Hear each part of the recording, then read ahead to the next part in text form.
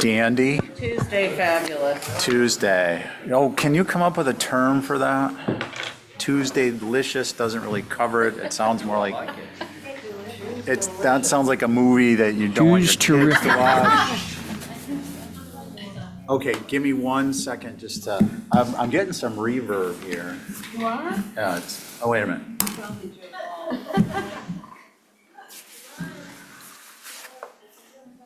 Okay. So funny. Crowded house. My Yeah. goodness. Oh, glasses. SRO, standing room only. My granny said, let me get my face on before we Oh, let me get my face on. little satchel. Okay. Ready. Consent signs, Commissioner Q&A. Yeah, let's go ahead, please. Good evening, good afternoon. Welcome to this edition of the Nantucket Historic District Commission. It's Tuesday, March 18th at 4:04 p.m. This meeting is being audio-video recorded. Anything you say or share will be televised on the town's YouTube channel. Please act accordingly. Can we get a motion to approve the agenda? So So moved. moved.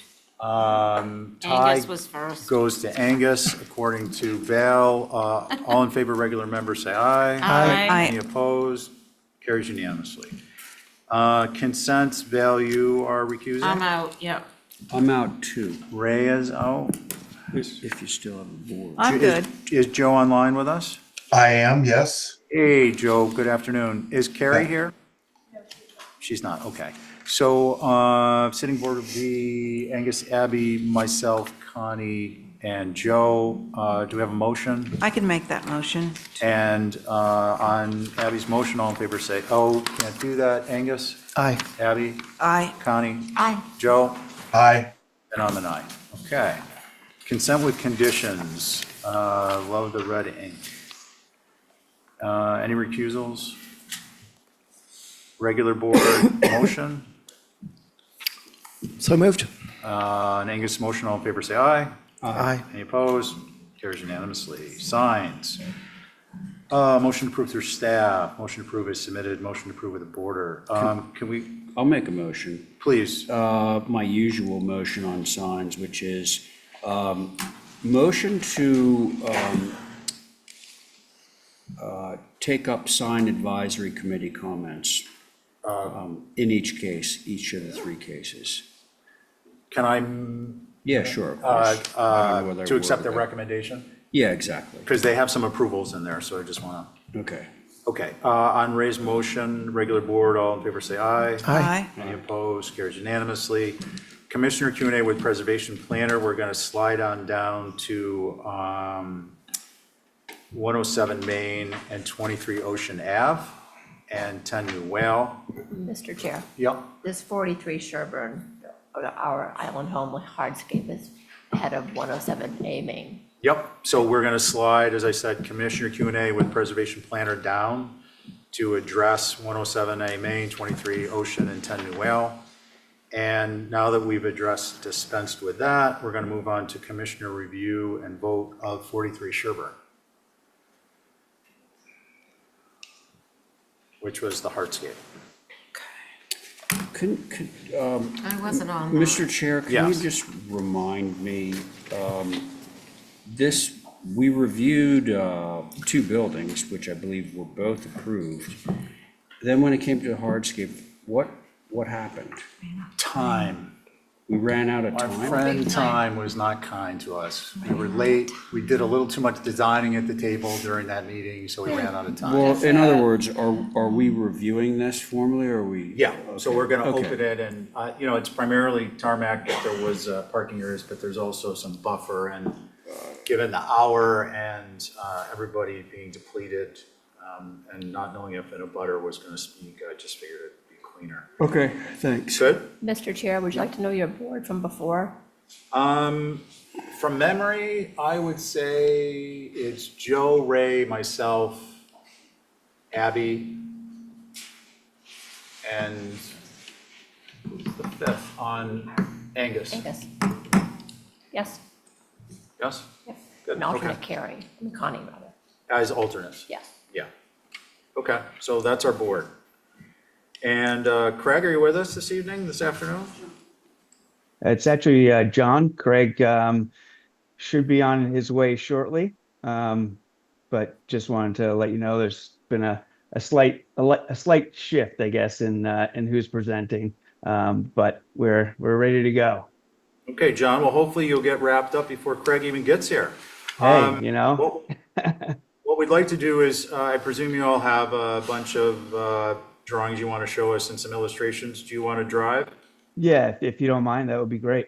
Yep. So we'll share the screen now and you can double click on what you want to show us. All right, I'm sharing my screen. So, yeah, thank you, Mr. Chair, members of the commission. We really appreciate this and fitting us in here to review this final application for the proposed Our Island Home project. So again, thanks very much.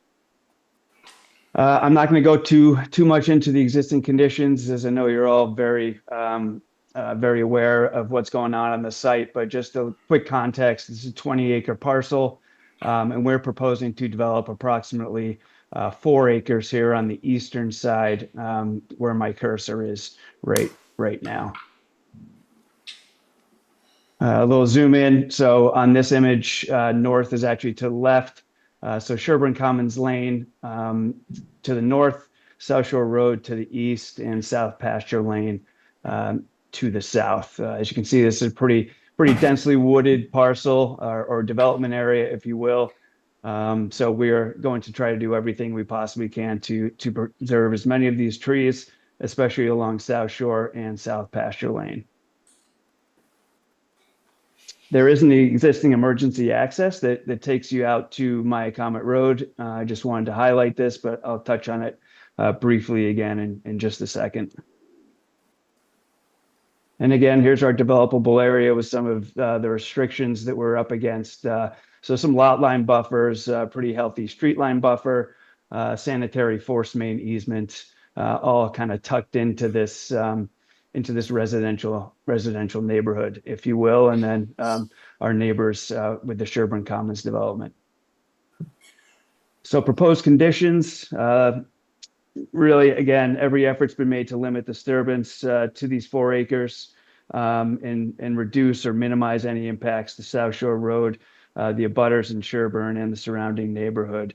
I just want to flag that, one of the reasons this site was chosen, there's many reasons, but one of them was this idea of having one island location that allows for a full continuum of care approach to senior health care. So independent living to congregate living to skilled nursing living, all on one campus on the island, is really just a great thing. It's very rare, and it's a really nice thing to have the opportunity to be able to do that.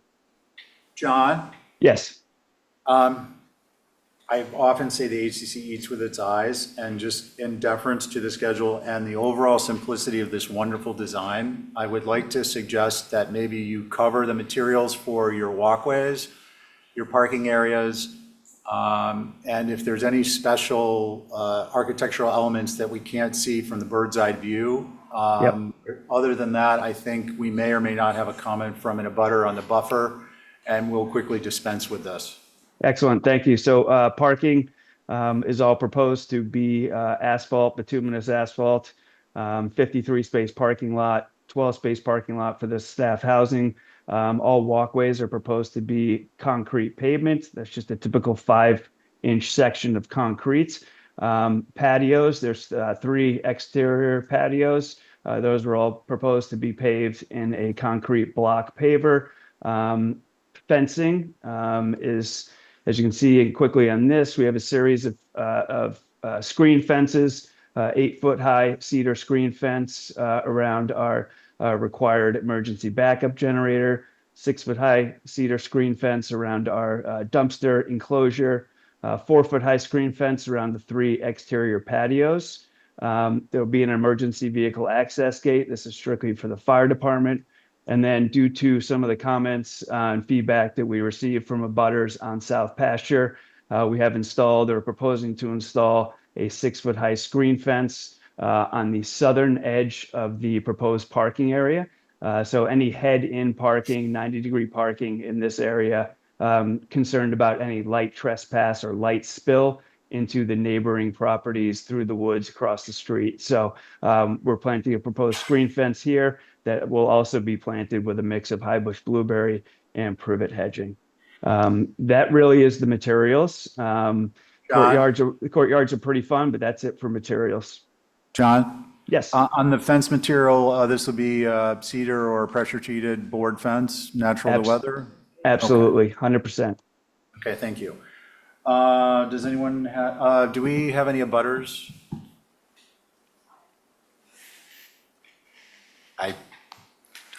I'll give her a chance when she comes back in. Do we have any concerns? I just have one question. Is the cement sidewalks, is that all ADA? Yeah. we have- ADA compliant?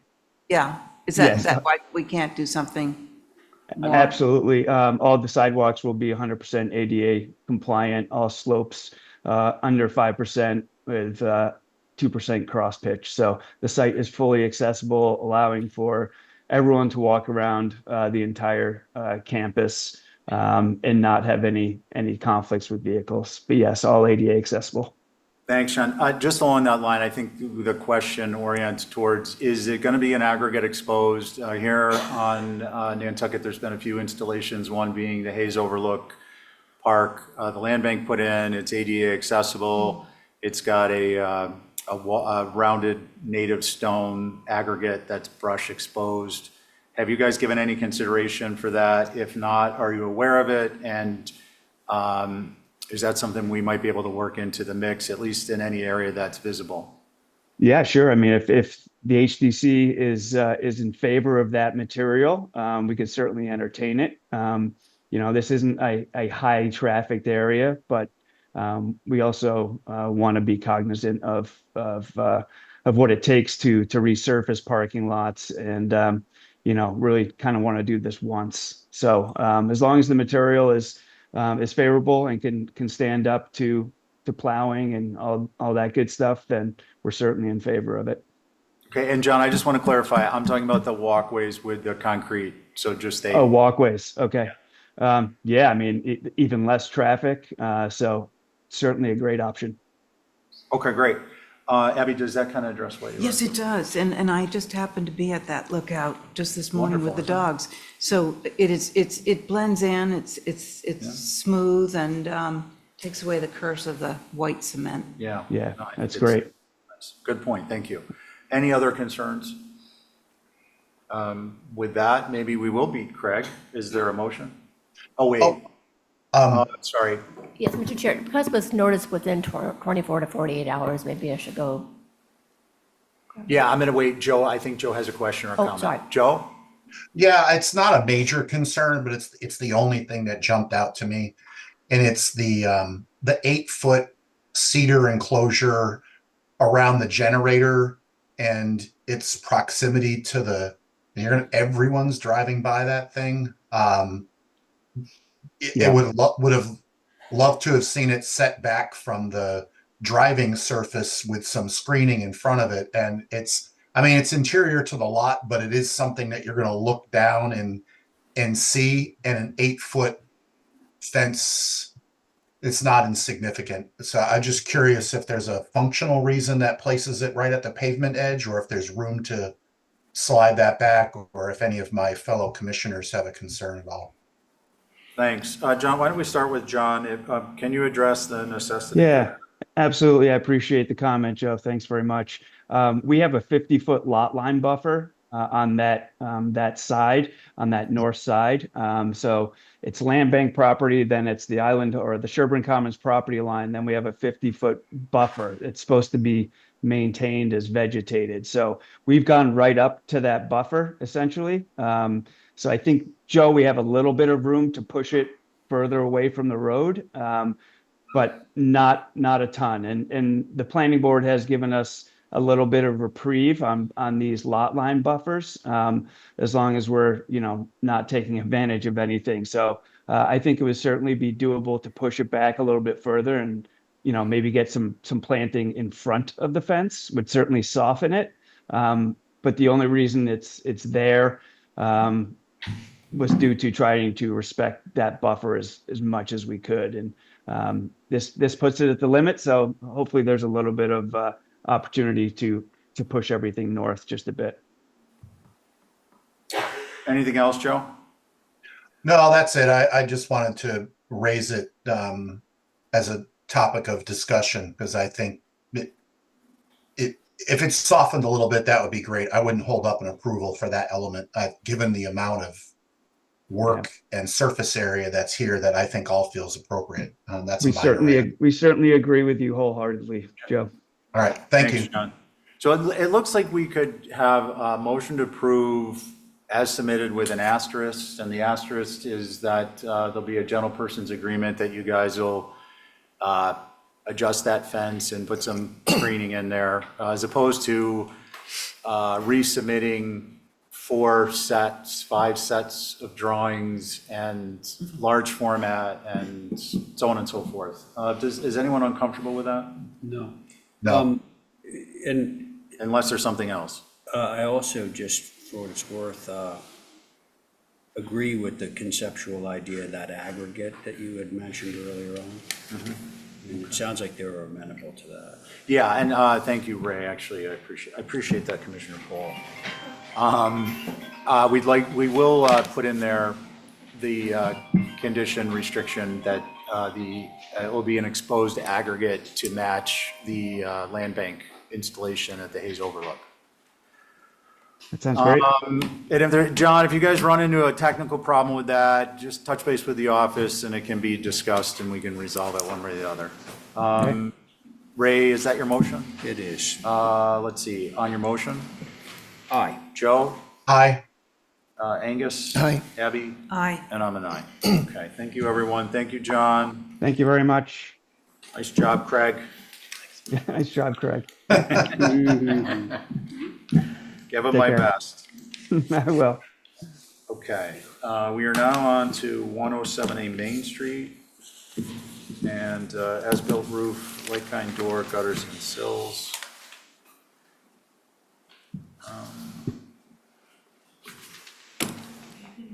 I will write that one up when I get a moment. Thank you. I appreciate you pointing that out. Let's see, do we have a representative? Hey, Bo. How are you? Good evening. Hey, Bo.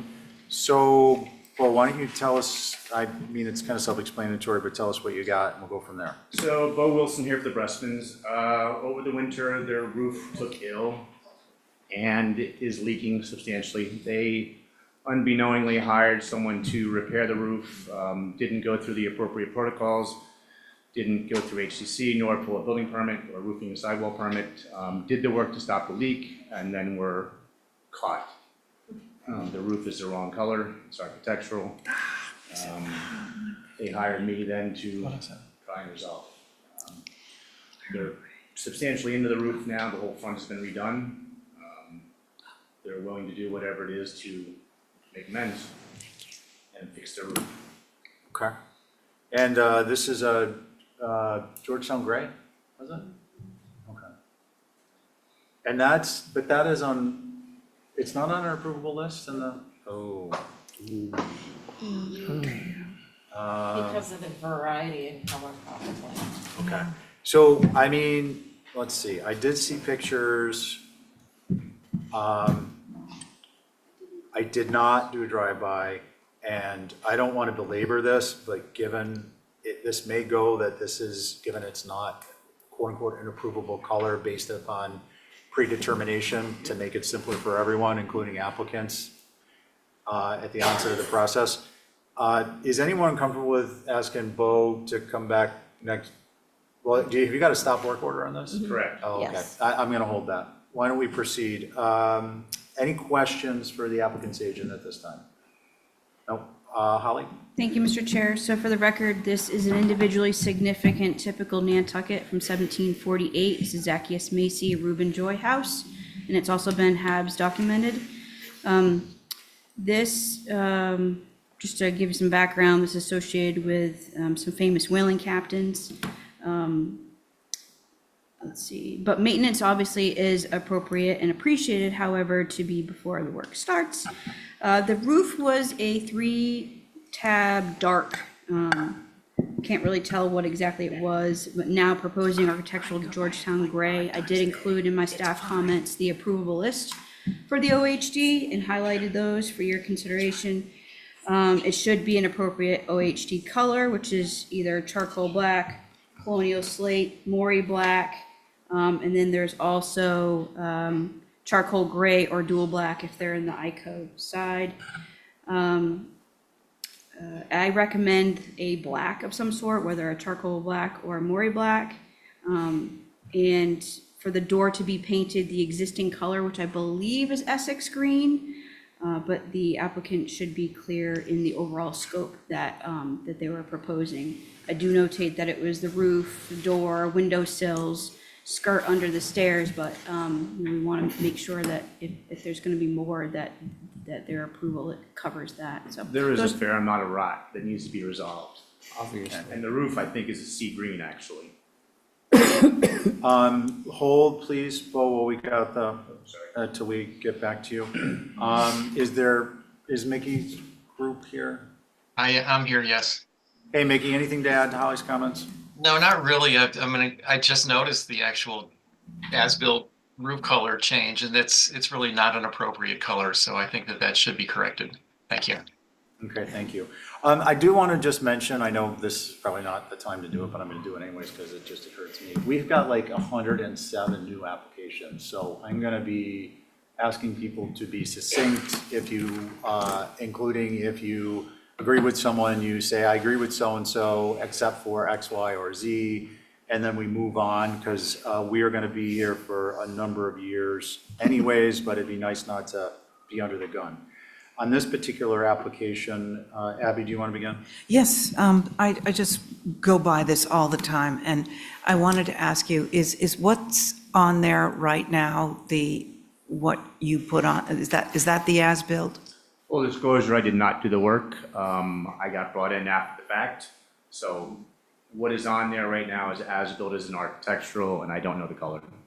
Okay, but what is there is what is being proposed to be accepted. They will do whatever the board requires. Okay, If it's right but- the roof off Paul? and replace it, no problem. Okay, but I just want to be clear to Abby's question. Yeah. What is there is what was installed, which is the reason you're Only on the front side. on the correct. front. On the Okay, front. Okay, so because it's on my drive like 3 or 4 times a day, I noticed the work going on, and I looked up there, and I didn't even notice that you were doing something that wasn't acceptable. So I she just really wants to pin this on you, Bo. I know. right, so I mean, because I didn't see something, we could all take a view, that could be another alternative, but for me, I think it's fine, because I thought it looked good, and then we're just working on the house. Yeah, no, I get I it. didn't know it wasn't an approved color. Val? My suggestion is, if everybody feels strongly about it being a dark color, we've done this before. Somebody tinted the shingles or painted the shingles to be dark. Yeah, I don't know how long that lasts. Oh, Watercolor? but I don't have a strong, I mean, it's wrong, but I also don't want to waste somebody's money and the dump fees and all that stuff, so. Can I ask you to reframe that as it may be atypical, but it's not inappropriate? Okay. Okay, thank you. Ray? I want to clarify what you just clarified for Val. Yeah. The shingles installed, atypical but not inappropriate, is that what you're suggesting? Well, that seems to be. I mean, that's what Val suggested. That's what Val seems to be saying, but she added a monetary a pecuniary aspect which is not in our purview. Well, understood. So that's why I restated that. Understood, but one can't help but think about stuff like that. Yeah, Well, look, so it seems that all the other stuff that's going on, the rot, this, that, can be handled just to get this off the table. All those rotten sills and all that, we can do like-kind replacement, which I'm sure, Bill, you're familiar with. You know, you just apply, you take pictures, and that's that. It doesn't even have to come to this board. With regard to the roofing, you know, I don't find it so terribly objectionable. And, you know, I sort of sit on the, like this, if we require that it all gets ripped off and goes to the landfill, which again, I know I'm completely going out of our purview, it just seems like such a massive waste. And if we could append some sort of like, you know, only approved as an as-built does not indicate that this is an approvable color. Some language to that effect, you know, if that would be something that the board would entertain, I would be in favor of it. thanks. Thank you. Angus? I pretty much agree with what's been said. I would entertain taking a view of it. It looks a little bit more like slate than anything else. And it could be like those experimental things that we approve, but we don't say that that's a new standard. And maybe we could even go further to say that when the roof inevitably is going to be replaced, that it's replaced with whatever we want rather than matching existing. Thank you. So my thoughts are sharing and facilitating that we are superhuman in capabilities and we can discern between what's appropriate and not, including what we shouldn't be talking about. So monetary stuff, I really want to dissuade. This would be, to my mind, given what I believe is the consensus view, a test case for further determination of whether this color could be determined to be an approvable color, and a motion might state that, and it might indicate too that, excuse me, when this roof, it'll be in the file, maybe with a big piece of red paper, it'll be written on that, it'll be in the file. It would say, when this roof is replaced, it will be replaced by an HDC approvable color. It may be that this color becomes approvable and it can be the same thing, but that solves for that problem. Last, I want to say, Section 5 of the Act, my understanding, having studied the Act way too much, is that, simple, straightforward repairs are accepted. And gutters and downspouts, I'll add, are not something that we've ever reviewed. So to my mind, none of that stuff needs to be in here. It's about a roof as-built, and the roof as-built, it sounds like we may have a motion. Sir, could I ask one more question? It says gutters and there's Yeah, a I'm pointing out, door. we don't deal with gutter. I am not gonna be in a position to say the HDC is reviewing gutters and downspouts, because we will be here 24 hours a day, because if we do that, It's just- why are we reviewing exterior light fixtures and so on and so No, forth? it's just written here, that's Yeah, what it's. I'm telling you, please ignore it. Okay, and what about the French door and the other, are we just talking about the roof? The Nope. Primarily the roof, and then the item, like replacement of a door, if it is an actual door, is it a repair or a replacement? I think it was just repainting. I don't know that. Yeah, so Kathy? So just for clarification, the violation was the as-built, the front of the roof.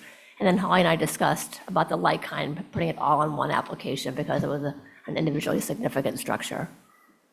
Okay. So that's why that's there. So my prior comments stand, and I think where we are is we do have consensus, subject to test case is for further determination of the viability of this color as an approvable color, and this roof, when it's replaced, will be replaced by an approvable color.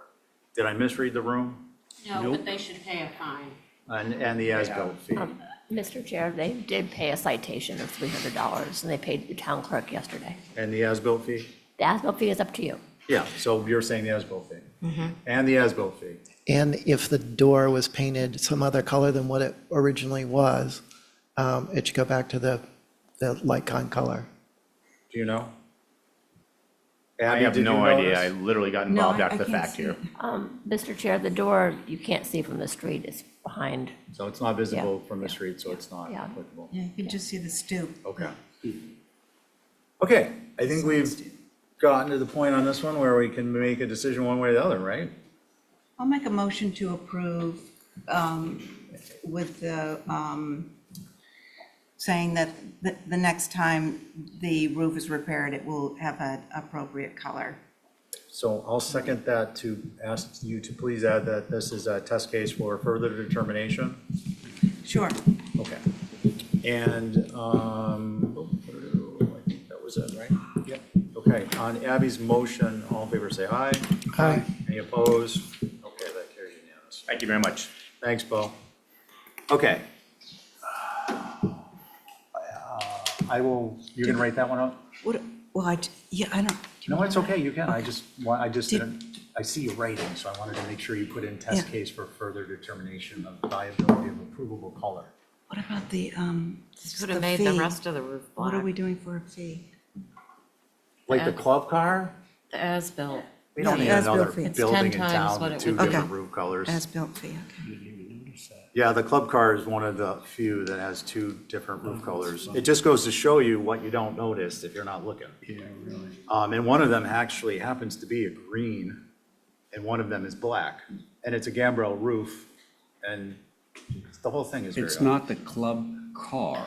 Club car. It's different. Well, I than- call than to the adjourn business then, they don't need us. It's the business, it's the building adjacent to the club car, but it's still the club car restaurant. Oh, I gotta see this. Yeah. That's funny. It's funny what you see. Yeah. Okay, Val wants to dissolve the HDC and go to the fairgrounds before it closes for good. All in favor, say aye. Okay, Mr. Chair? yes. So Lisa informed me that our office has done work on this project at Ocean Ave, so she suggested that I sit off. So Okay. I shall. Okay, so we will have. My Better look at fancy little that. note tool here. Let's see, Angus is obviously not sitting. This would be myself, Abby, Val, and we have two alternates present, and we need two alternates, so Connie and Joe.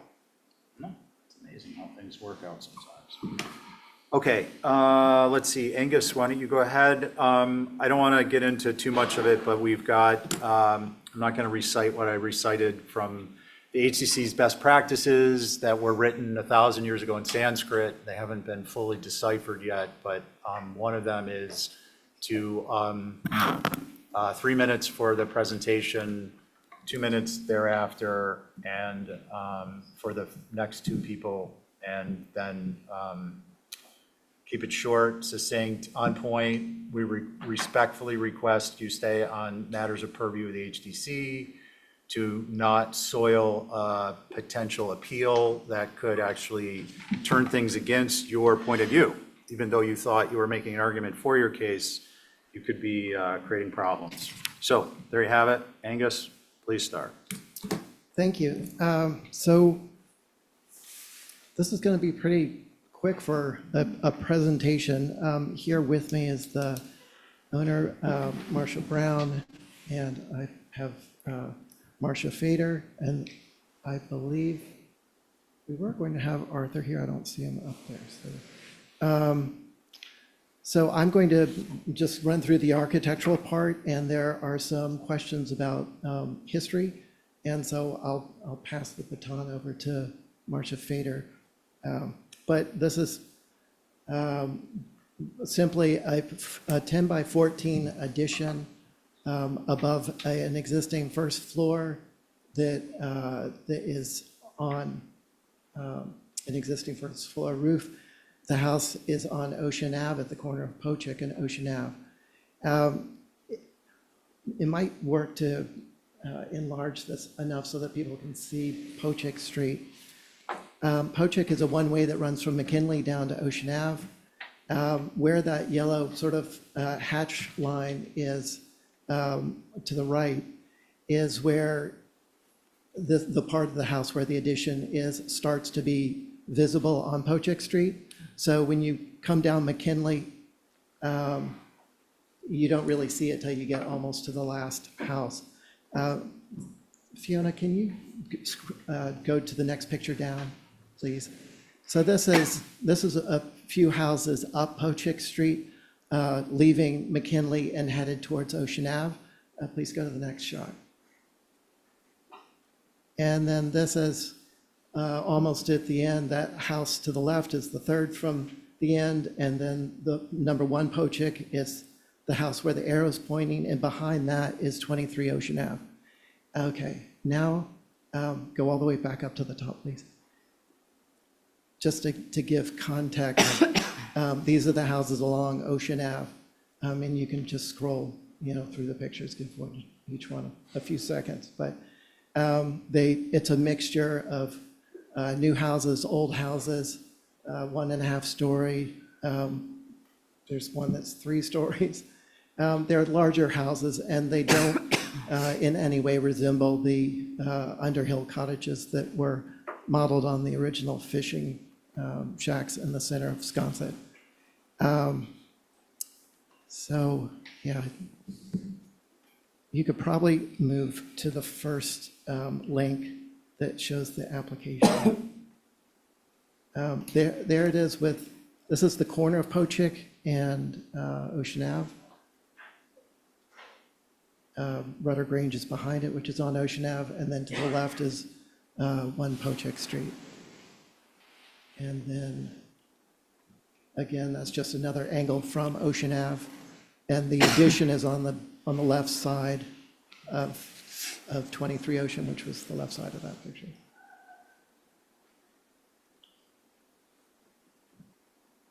Okay, so here in plan, you can sort of get an aerial view.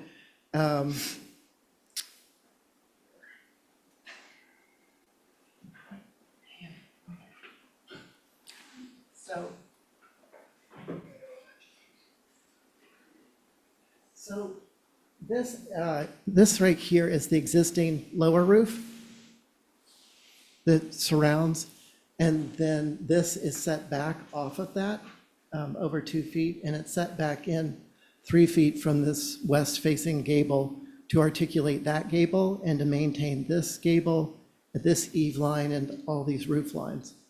You can go to the next. Yep, so it's the site. I have to flip that. So this is the Ocean Ave perspective. This is the gable coming off and set back from here. Okay, you can go to the next one. So this is the north side. There's no visible change. The west side. So this faces the neighboring house. And then the last one. So this is along Pochick Street. And what is maintained here is this roof line. It's set back from the front of the house. We are using the same sort of window configuration from down below.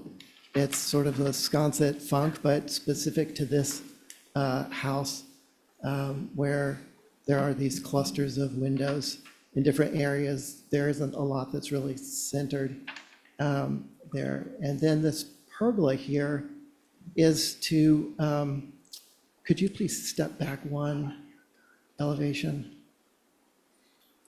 So the pergola does here what this lower roof did before for the second floor. So it really sort of has a projection that breaks up the height and mass there. Also, where the addition is going, there's an ancient rose bush that is just wants to go somewhere, and this pergola would be kind of the perfect place. So that is really the application, but there was a question about the the history of the structure, so I'm going to invite Marcia to step up for a second. Hi, Marcia.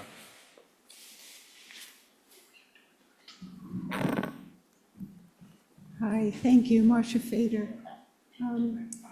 For those that I don't know, I'm a historical architect here on the island, and I have worked for Marcia Brown to do a study of the history, and that study has been done through a study of the old maps, of the old photographs, of the actual study of the structure itself. There seems to be some misconception about its origin. I did submit, Fiona, if you could open the report that compiles all of that information. And I think if you can scroll down to maybe the photograph, it's at maybe page 23. So working with me is Betsy Tyler, who's our island historian. So she has compiled the history. And as Angus has done, this is kind of bringing you back into the historical context, because on the right in the circle, you can see 23 Ocean, and you can just get a sense of what kind of historical context has existed around 23 Ocean, being a railroad station practically in the front yard, their train station, a large 3-4-story hotel on one end, and you scroll down a little bit, Fiona. And then on the other end, a beach house hotel. So there's a great diversity there in the architectural style and size, format of the homes. And if you go down maybe one more, I think what's most important to relate is that the house was built soon after 1856, before 79. It was built long before Underhill began his subdivision. It was on a Pochik lot of 5 acres. And if you scroll up, I think it's page 6, Fiona, you can see that the structure itself has had an evolution. And this study shows the color coding from left to right, from how it began originally with the center 2-story portion.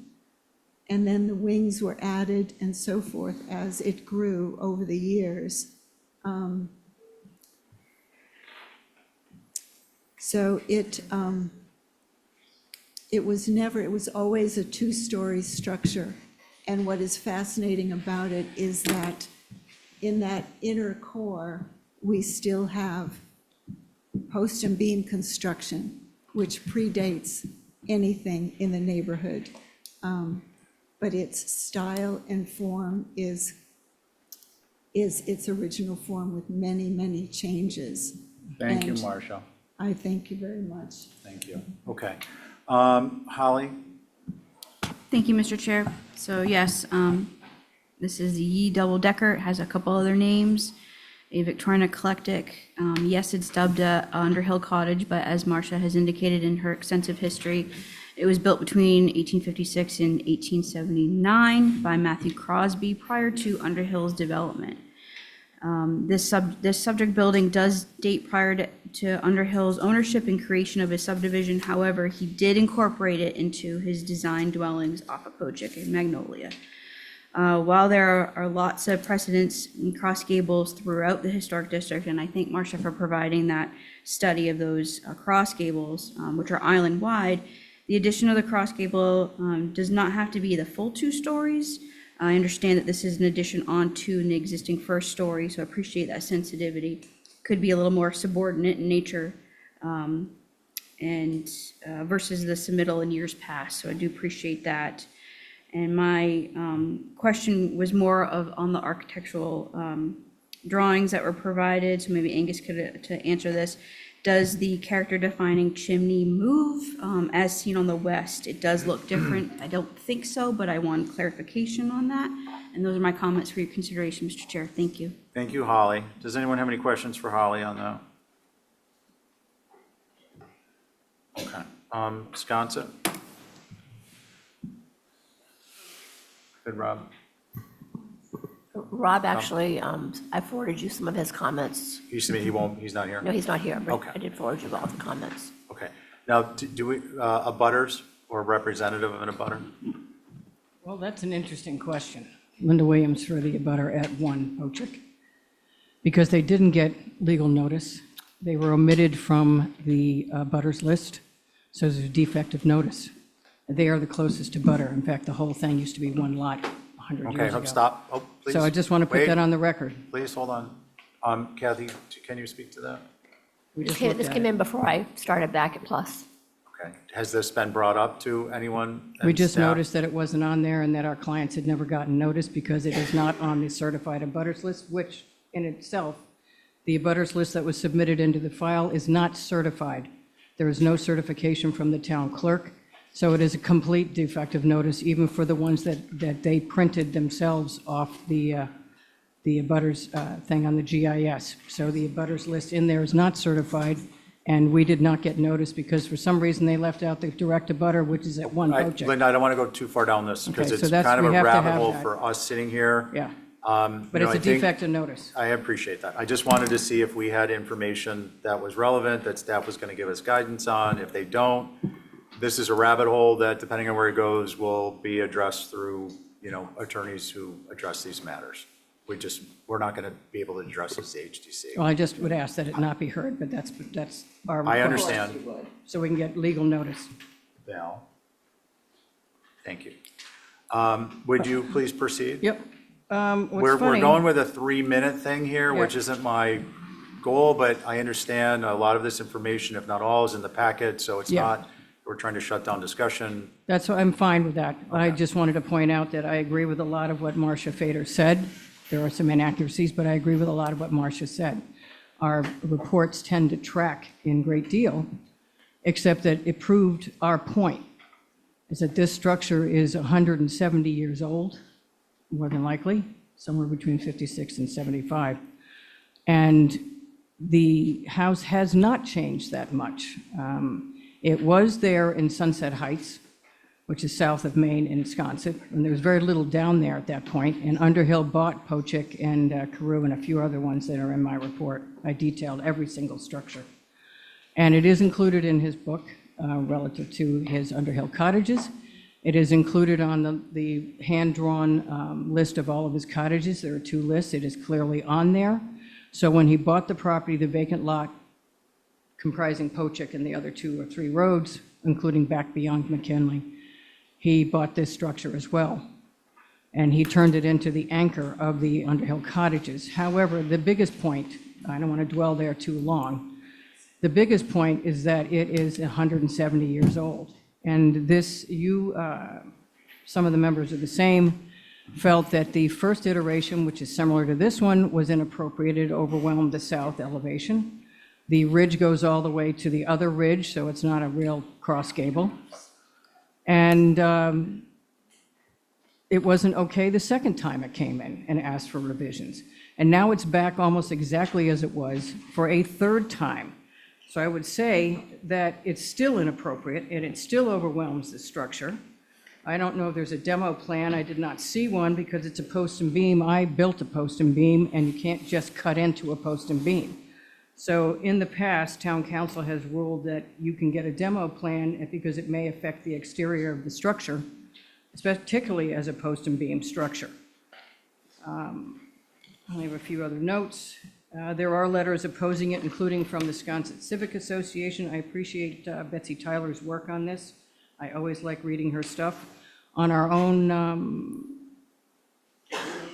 Macris, the state historic site, it says it's a Victorian eclectic. This overwhelming bloated dormer on the south is overwhelming that direction from both east and west, because when you look at it, it actually looks like it's wider than the main mass. It goes all the way to the ridge, and when you look at it from east and west, it is clearly a very large second floor. We also suggested the last time that maybe they review doing a first floor addition or some sort of thing about enclosing some of the porches that are on it, which is very typical for Ocean Avenue.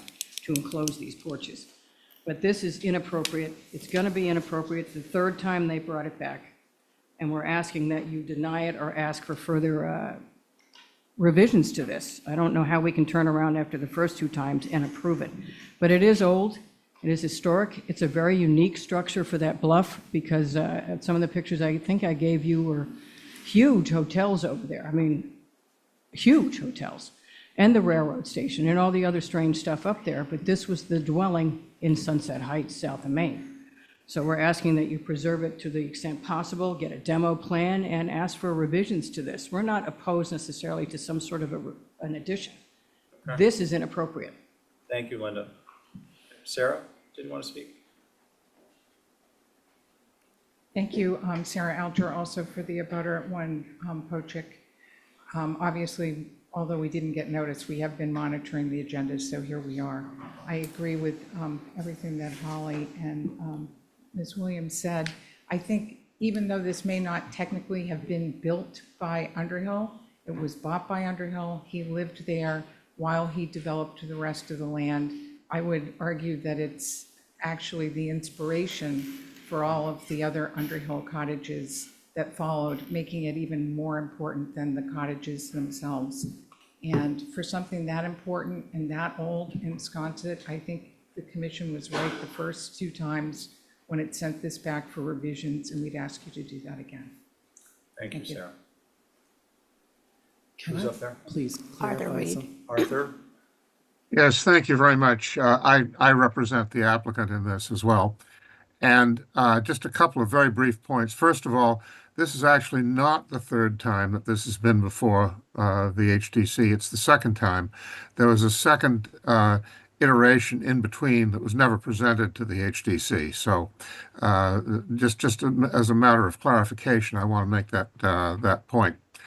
Another point that I want to make is that we passed on the fact that that a report was submitted by the Sconset Advisory Group, Rob Benchley chairing it.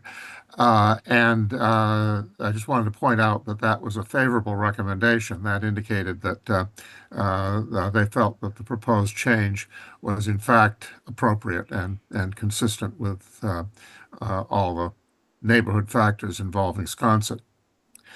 I just want to make those points so that that's clearly understood, and we may have further comments later on, but that's what I wanted to bring before you right now. Thank you, Arthur. Appreciate it.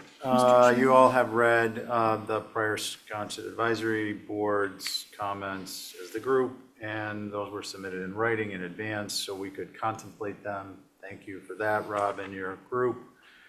The board is, let's see, we previously identified myself, Abby, Val, Connie, and Joe. I don't think I missed anything or anyone. Who would like to begin? I will. Val. I haven't sat on this before, I don't think, but I'm a little shocked that it's such a big deal. It seems appropriate to me.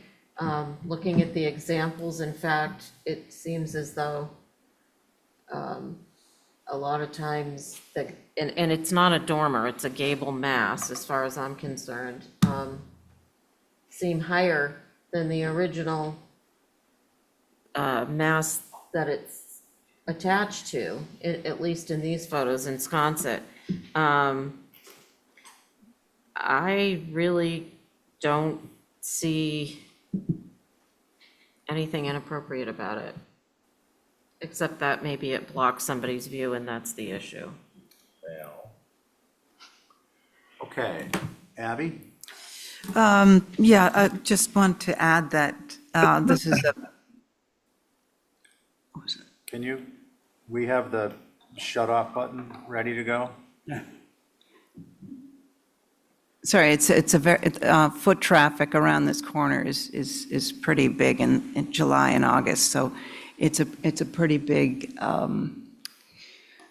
the garden there is quite an attraction, so the whole corner will be impacted by this. My thought would be to do an additive mass out the back, rather than put it to the south, I think it sort of takes away from that, the old historic, just that simple gable.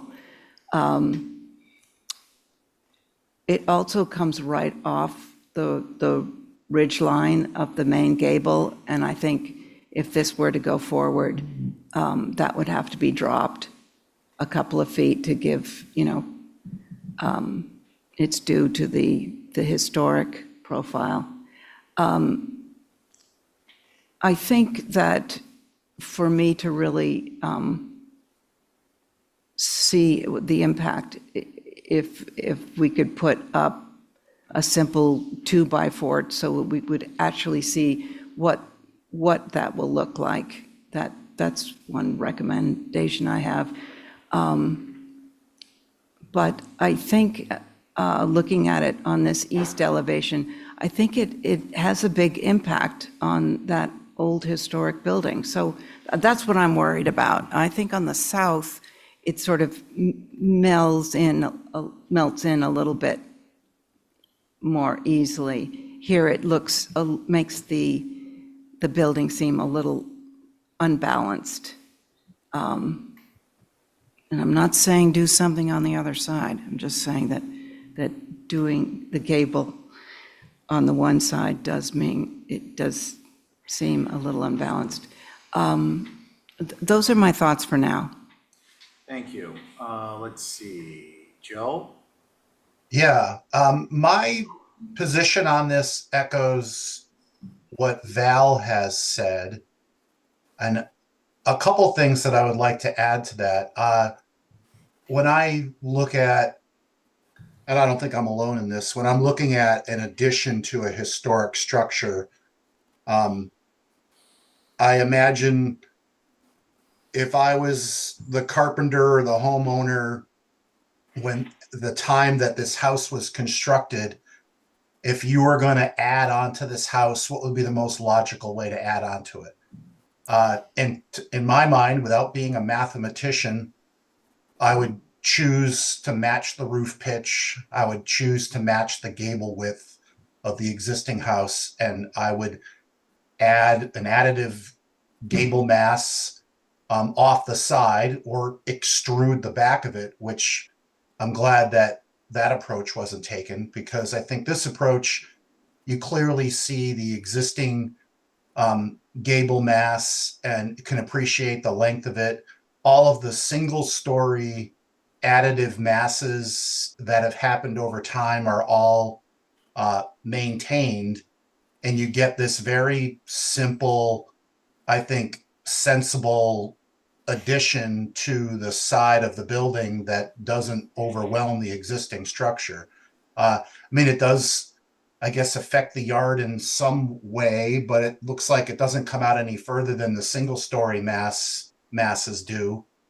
And so it feels appropriate to me. I think that if this were to get, let's just say, 2 feet lower and the eave lines were to line up with the meeting rails of the windows, we in all likelihood have a dormer condition and just a level of fussiness at the second floor that doesn't seem congruent with the existing structure. So I think that what's proposed is appropriate. The one thing that gave me pause is the amount of trellis all over the facade, but hearing I think that's common in Sconset, and it's going to be an extension of the garden on that elevation. So I'm fine with this application as proposed.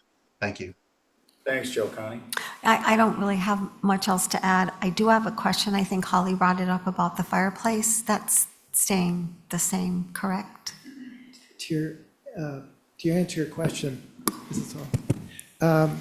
So historically, the chimney was on the north side. Chimney. I'm not sure exactly when, Marcia could probably answer better, but at one point it was moved to the south side and there's no change to the chimney. Okay, that's what I thought. Yeah, I'm okay with this. Thank you. Thanks, Connie. So I don't think a view is going to help because I think our drawings show us more mass than we're going to see with the 2x4. So I do appreciate the concept of viewing generally. I think if it were to be some type of additional viewing mechanism, it would be a 3D representation with color coded for the addition. So it's very clear what's being added as opposed to what's existing. For me, it's not going to sway my opinion. I think that if we look at the I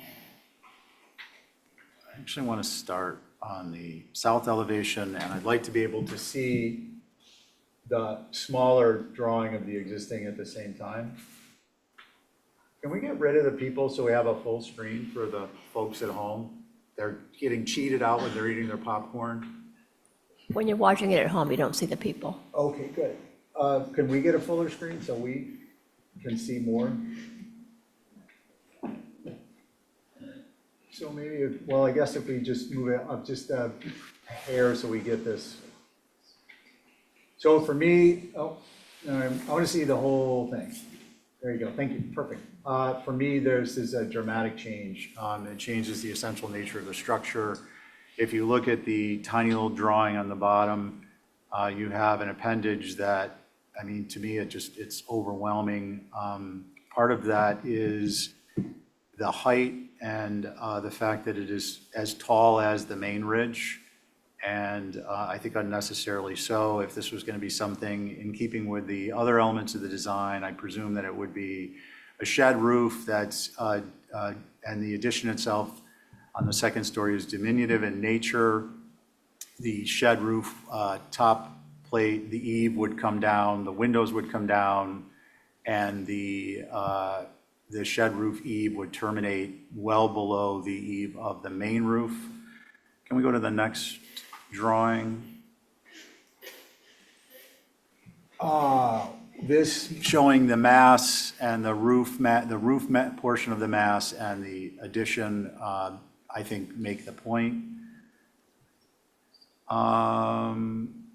Nothing here, much simpler proportions on the north elevations. Proportions relate to one another in I think, a harmonious way. The east elevation, I mean, Abby, you said something that made me kind of laugh. Don't add it on the other side. If you look at this looks like a Federal Street, a part of a Federal Street got glommed onto the back of a bungalow. And I'm not being, it's very Can we go to the, foreign. can we go to the east elevation when he's talking?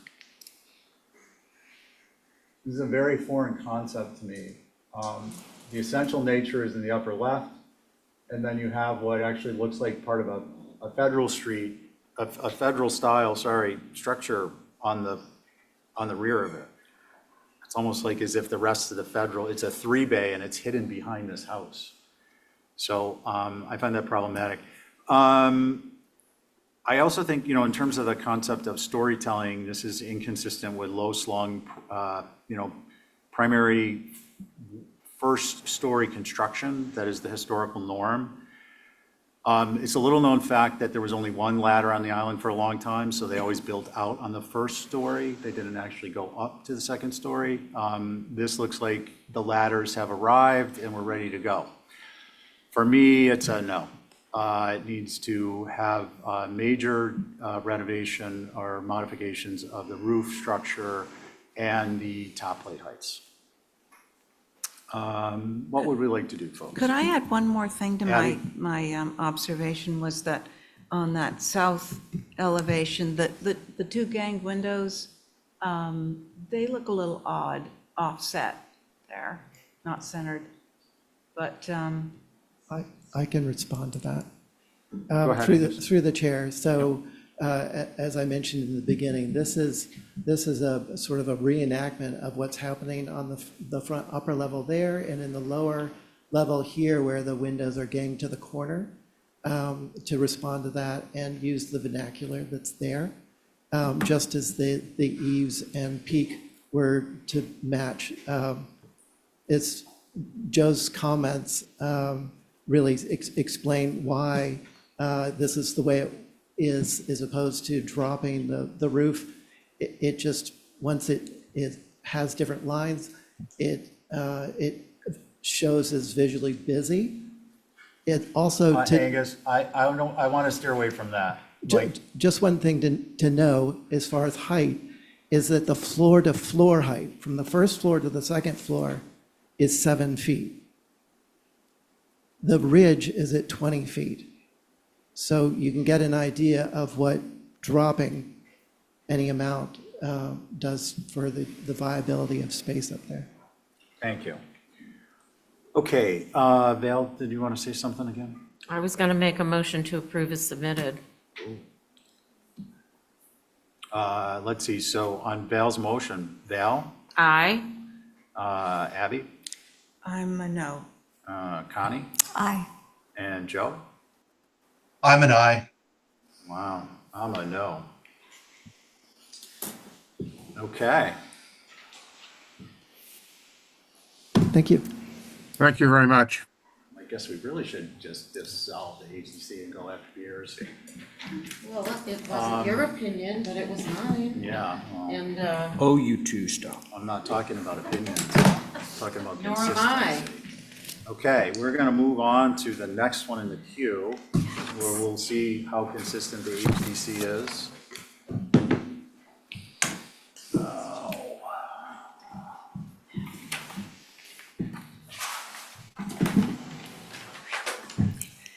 No, no, I need those, please.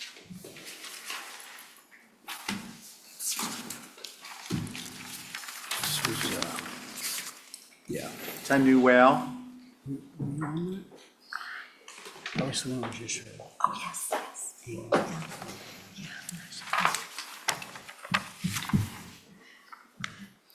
Okay.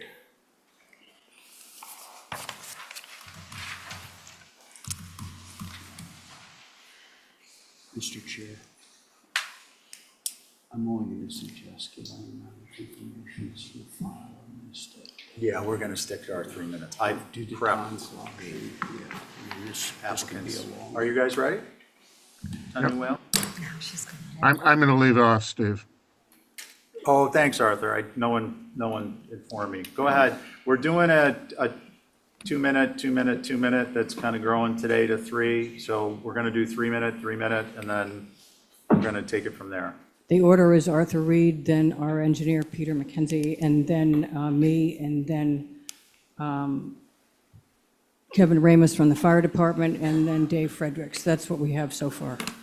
Okay, let's do 3, 3, 3 for the first group. Dave, and you're not gonna need another 3 minutes, are you? 2. Kevin, you're gonna say, yeah, thank you. Okay. Yeah, I mean, let's not forget, there's a large volume of information in the record that we've all previewed, I presume, that will be consistent in our decision-making, and that we'll take it from there, okay? Arthur? Thank you. I'm going to be a lot less than 3 minutes, and Okay. if anything, the person who's going to need the most time on this is going to be the next one, Peter Reynolds, our structural engineer, who really has the whole story on this thing.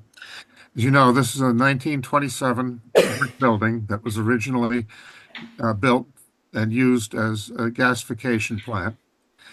The manufacture of gas on the island ceased in 1972, and the predecessor to National Grid, Nantucket Electric Company, used it thereafter for storage.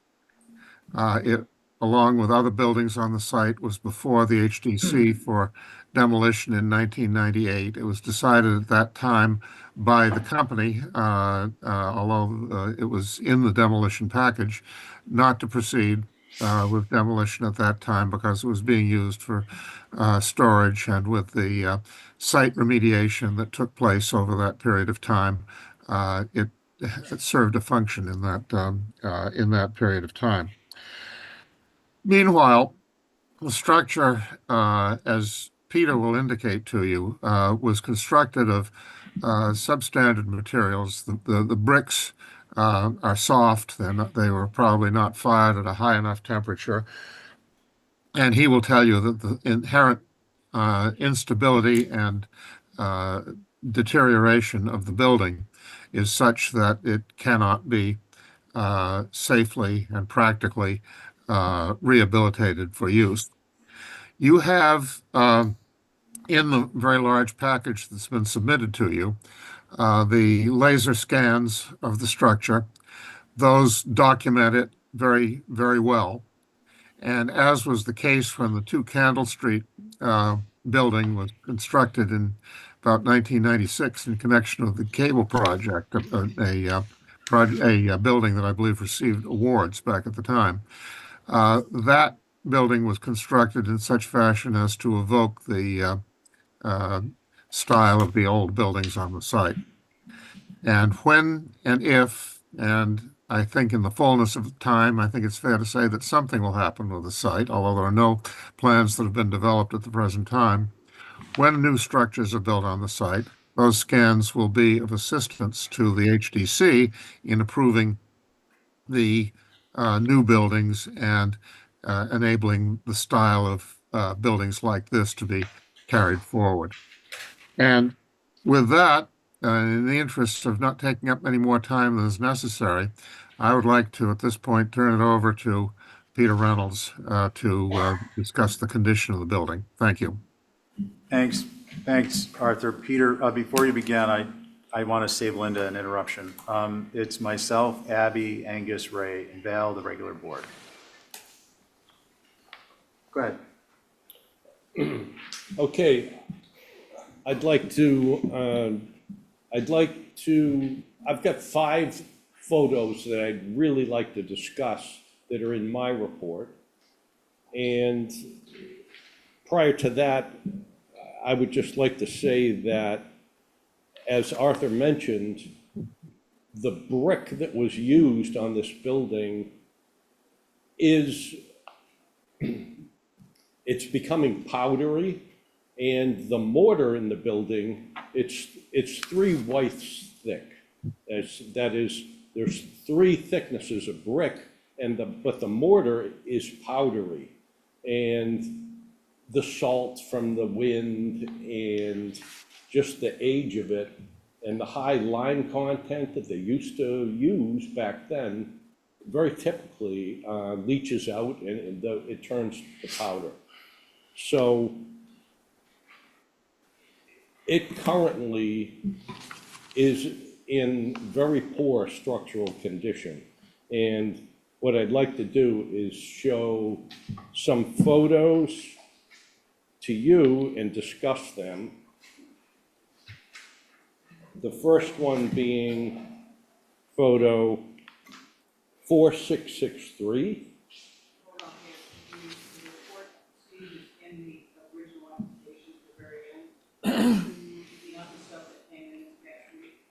These images are in the New Whale demo folder, right? It should be the very first. Yeah, okay, yeah, that's where I was. Then you can see his pictures in his report, which is part of my original application. Yes, okay, Peter, please proceed.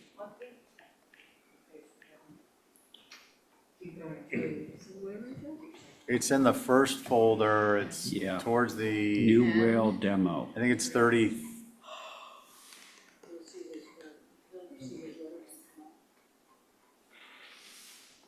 I'm kindly putting you on hold for your time here. Jeopardy theme song? You need to be fair and judicious in your application. There Right it here, is. trying to find his picture. Yeah. Can you tell us which page of the slide Yeah. it is, Fiona? It's on the 78. No. It's on the 3rd page of photos. Well, Yeah, right. we have 87 in That our. one right there. This typically, on the upper left, is what I'm talking about, where the mortar has turned to powder and the bricks are actually loose. You can pull them out with your hands. And all 3 weights of brick are in the same type of condition. And this condition is very typical throughout the building, making workers working on the building would be dangerous. The next photo I'd like to talk about is 3 more pages away, photo number 4674. That's it. Cracking on the exterior, which is also reflected into the interior, on the right side where I'm showing cracking, and on the left, what I'm pointing to is that corner of the building, which is the southeast corner of the building, is actually rotating away towards the south, away from the building. And it is further shown, Thank you, Angus. Oh, God, we have to start again. So this corner, this right here, there's a crack that runs just like this. And this whole corner of the building is rotating to the south, to the left. And it's also noted in this photo down here, if you can go up a little higher. Also noted right here that this corner of the building has cracked and is rotating away. Fiona, would you zoom, sorry, Peter, to interrupt, would you zoom in a little bit, make that bigger? Bring it up 3 clicks, as John would say. Yeah, and hard to see. Okay. The photo that's higher than that, 4674, is a closer up photo. If you want to see it, I thought we saw one in there. if you want to see it closer, go up on the page. Yeah, here, right there. This corner right here is cracked right through, and in fact, the crack starts right here. You can see it. It goes up like this and across, and it's rotating. It's rotated about 1.5 to 2 inches right now. Okay. So the next one I'd like to show you is on the next page, 4679.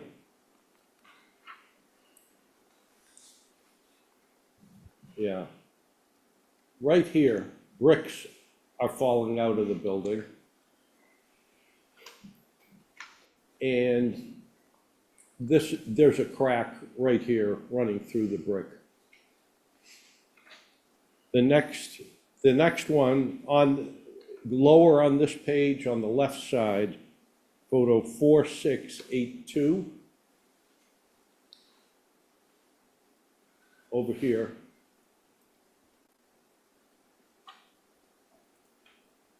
Yeah. These bricks, this really demonstrates how soft the brick are. They're turning to powder and they're just eroding from rain. So as of right now, in my opinion, the building is in an advanced state of deterioration. And the repair of the building is not feasible due to its present structural condition. You can bring a building that's structurally sound, you can repair it. However, if a building is not structurally sound, it doesn't make sense to try and repair it, because you're going to still be left with a building that's not structurally sound. The only way to repair this building really would be to knock it down and rebuild it. Okay. Thank you, Peter. Let's see, Linda, who did you say was next? I think that's a good idea. Any questions for Peter from the board? No, No. not from me, anyway. Not from Ray. Any other one? Anyone else have questions? Okay, so I do. I want to just confirm my understanding. Can we go to slide 31, please? This is 10 New Well, slide page, same difference. If I'm reading the packet correctly, imagery begins on, there's a narrative on page 28, 10 New Whale. And then there's a series of images. Slide 31 shows this. Peter, this is 10 New Whale, correct? That's 10 New Whale, yes. Okay, so this is part of that structure. Okay, I just want to make sure that I'm looking at these images and understanding what I'm looking at. Can we go to slide 36, please? We saw the lower image, but I don't recall seeing the upper image. No, not that one. No, I don't want to get into other pictures. I want to stay right in the same packet. There's 87 pages. I'm on page 35. Did I say 36? I may have. I didn't mean to. A lot of times I say stuff I don't mean to. Usually my better half reminds me. But in any event, we're on page 35. This upper image, can we zoom in on that? You can see the crack usually. Yeah, this is 10 New Whale also. And this is the structural shift you were talking about? Yeah. Okay, that's just it wanted right there. You double can see check. the separation. Yep. Yes. I think those were the two primary images I was concerned. I wanted to make sure that they were both 10 New Whale. Okay, thank you. No other questions? I have a question now that you pointed that out. Was that repointed, that whole corner at one point? Because it doesn't seem to, yeah, I mean, what happened to, what happened to all of that? Looks like this whole corner might have been redone or something. I don't know. Not that I'm aware of. Why does all that It may just be the fuzziness of the image. I don't know. I mean, because even like the joints here look muddied. they look like different bricks? Yeah, well, that definitely looks like a fill-in, and then they filled in there, and I don't know the history of it there. Okay, so any other questions, Abby? No. Okay, and then Holly? Or no, Lynn, do you want to go first? Yeah, why don't you go, and then we'll have Holly comment, and then we'll go from there. I'll leave your pointer right here. Yeah, you might need it. Maybe. I don't know how to use this. That's technology too much for me with the flip phone. I'm not going to go over everything I submitted. You've had a chance to look at it. The whole purpose of it was, from an historical point of view, that waterfront has been changing radically for 300 years. And the brick building that we're talking about is much younger than a lot of the buildings that were removed in order to put the electric company there in 1905. There were other buildings attached to Five Candle at that point, and those were all removed. And the things that you saw in the 1998 photos when they came in for the demolition were added at that point, and they allowed them to be demolished, including the 1929 brick building, which was behind Five Candle, which I have a couple of pictures of that in there. I did a four-sided report, and I got the scans done of this one and 5, so they're preserved, in order to go elevation by elevation as to all the changes that have taken place on this building. And some of the older pictures, one I found in the last grouping that I gave you was probably the oldest picture of it. It had stacks attached to it. It had additions attached to it. The windows were different. Doors were different. Dave Fredericks is going to talk to what exactly happened in that building and why it was even more compromised than it was before. As Peter pointed out, they used soft orange brick, and when they filled in the windows, they used the nice brick, which you can tell from that picture up there is splitting from the old brick where they bricked in the previous window. The waterfront has changed radically, and I gave you a bunch of pictures of the waterfront, Steamboat Wharf over time, Straight Wharf, Old North Wharf, South Wharf, and Commercial Wharf. And in order to build this complex, that changed radically. I mean, we've had much newer waterfront buildings that have been approved by this board to be demolished and replaced significantly. The Steamship Authority buildings, the shipyard where the Great Harbor is now, all the old tanks were allowed to be removed. So it's an example of evolution along the waterfront. After 1846, the Great Fire of Downtown, all that was replaced and rebuilt, except for 4 buildings, basically. And the first building rebuilt was the Athenaeum. So as I say, I don't want to go over all of them, but I've given you enough information on this 4 sides of the buildings, the alterations to the buildings, as well as the evolution of that waterfront. Removing this building is just one more piece of the evolution, and if and when Wilk Square gets built, we'll be there again, which is why when I was on the HDC, we required that a lot of the details on this building and 5 Candle were made to be put on the cable building on the corner. It's number 2 Candle. Specifically to preserve some of these unique details on both of these structures. And they did a really good job of that after they demolished the rest of the buildings. So I just wanted to point that out, that this is just part of the evolution of the waterfront, and we do have it preserved in a detailed scan. And I don't know much more to say except for look at all the stuff that we submitted to support that. Thank you. And all the things that have happened to this structure. In 1948, there were significant changes made to it, and then it was again used for purposes over time, like the gasification of coal, which was in 1968, they told them to cut it out. It was illegal, and it was toxic. So there is toxic chemicals in the building, but you can't get out. So I'll leave it up to the fire department next, and then Dave Fredericks, because he worked for the company since 1986. Thank you. Mr. Ramos, good evening. Hi, how are you? Welcome to the HDC. Yes, lovely meeting you. What do you got for us? So, we're not here to say what to do with the building, but we are here to say this building's very unsafe. If the pictures don't do the justice, if you go down there, the piles of bricks are getting bigger and bigger every time there's a storm.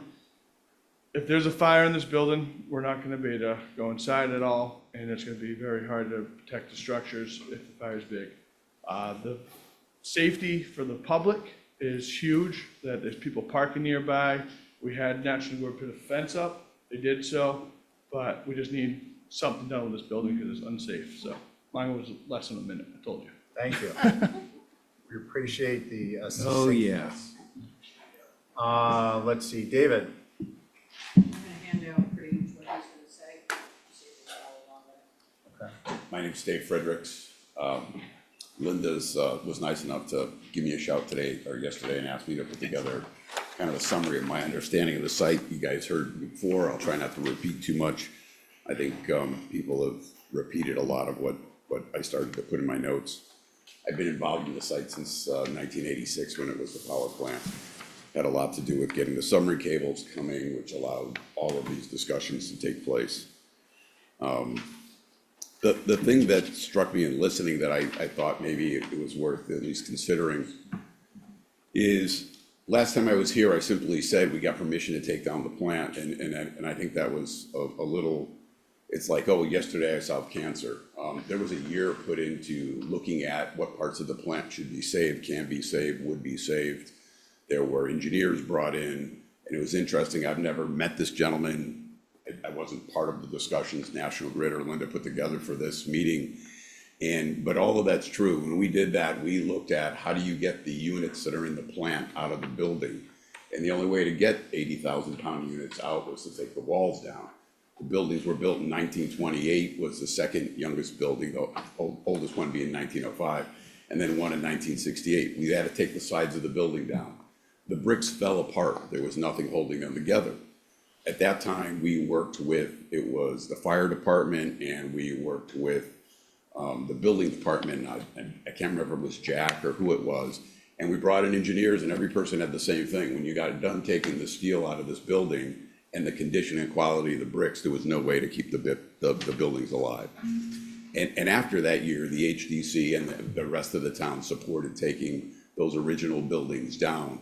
And at the time, we had a verbal to take this down, but said, because of the environmental reasons and the fact that we were going to use it for a few years to do remediation of the rest of the site, hold some pumps so we could manage groundwater, then we would come back at the end and take that building down when we were finished.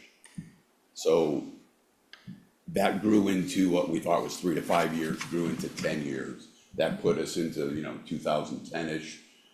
That took a few years to get that equipment out.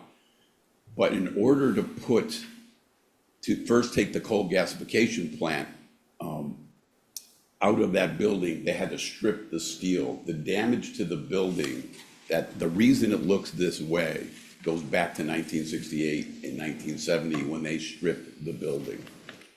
And then secondly, the condition of the bricks, as this gentleman brought up, was exactly the argument and issues that we talked about in 1998 to get permission to take the other building that was built in 1929 down.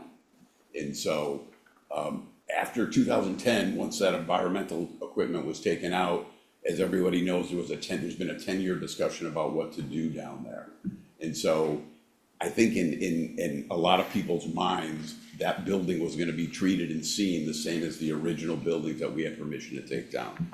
The second point that people made, there was a lot of energy put into making sure the architecture of the day was saved, from photographs to architectural designs to saving the 1905 building because it was considered to be the best of the buildings and used a different brick and was in better substantial shape. And then again, the building of the substation to save that. So I don't want to leave you with the impression that when I was here last time, I made it sound like it wasn't a lot of work. We started demoing plans to demo the plant in 1996. It took 2 years of permitting and working with people to come up with that plan. So this building at that time would have been in there if not for the need to clean up the site. So just something to consider. Thank you, David. Okay, Holly. Thank you, Mr. Chair. So yes, 10 New Whale Street, a contributing circa 1927 industrial electric building that was built for the Citizens Gas and Electric Power Company for their gas manufacturing plant, which was formerly the Crosby Coal Yard, was there in 1887. This application for a demo was reviewed back in October of last year. Commissioners were not in favor of it then. In fact, the board wanted it saved and restored, move on lot, something other than demo. It was even compared to the individually significant 3 bricks on Main Street. The information provided shows the 1998 HDC file where it supported for the demo. However, respectively, that support and approval is moot and is expired. Do appreciate the additional information that's provided. The building is a good example of an adaptive reuse. If the owners looked for and advised with MHC, they could look into a rehabilitation project that could also provide historic tax credits. There is no change other than additional photographs, although I do appreciate the 3D scan. As Linda knows, that's something that I'm always looking for. The structure should be repaired at a minimum. I do want to provide an example of a structure that was built around the same time from same functionality, which is the 1923 C Street pump station that's owned by the town. It's been restored beautifully, something to look at. And I would recommend that the structure be stabilized so that it is not a hazard and be rehabilitated, as it is an important industrial building within our historic district. Again, look at C Street. This is a key component within our local and national historic district. I would also want to point out within your special act and your guidelines on page 163 of Appendix C, which you all have, the commission can ask for, as determined necessary, for additional information, and the preservation engineer could be consulted pursuant to that section of your code. So those are my comments for your consideration, Mr. Chair. Thank you. Thank you, Holly. Does Mickey's group got anything to add? Yeah, just a brief one, Stephen. So clearly, this is an important building as it relates to the history of this part of Nantucket's waterfront. There are only a handful of brick buildings in town, and they stand out as being particularly significant. Here's a couple of lines from Building with Nantucket in Mind, under the goals, under goals for construction in the old town of Nantucket. To preserve the historic character of the old town of Nantucket as a whole, and to preserve the integrity of historic buildings that physically express the history of the island, to encourage faithful maintenance and accurate restorations of historic structures. Sure, the building is in rough shape, but this could have been prevented with proper maintenance.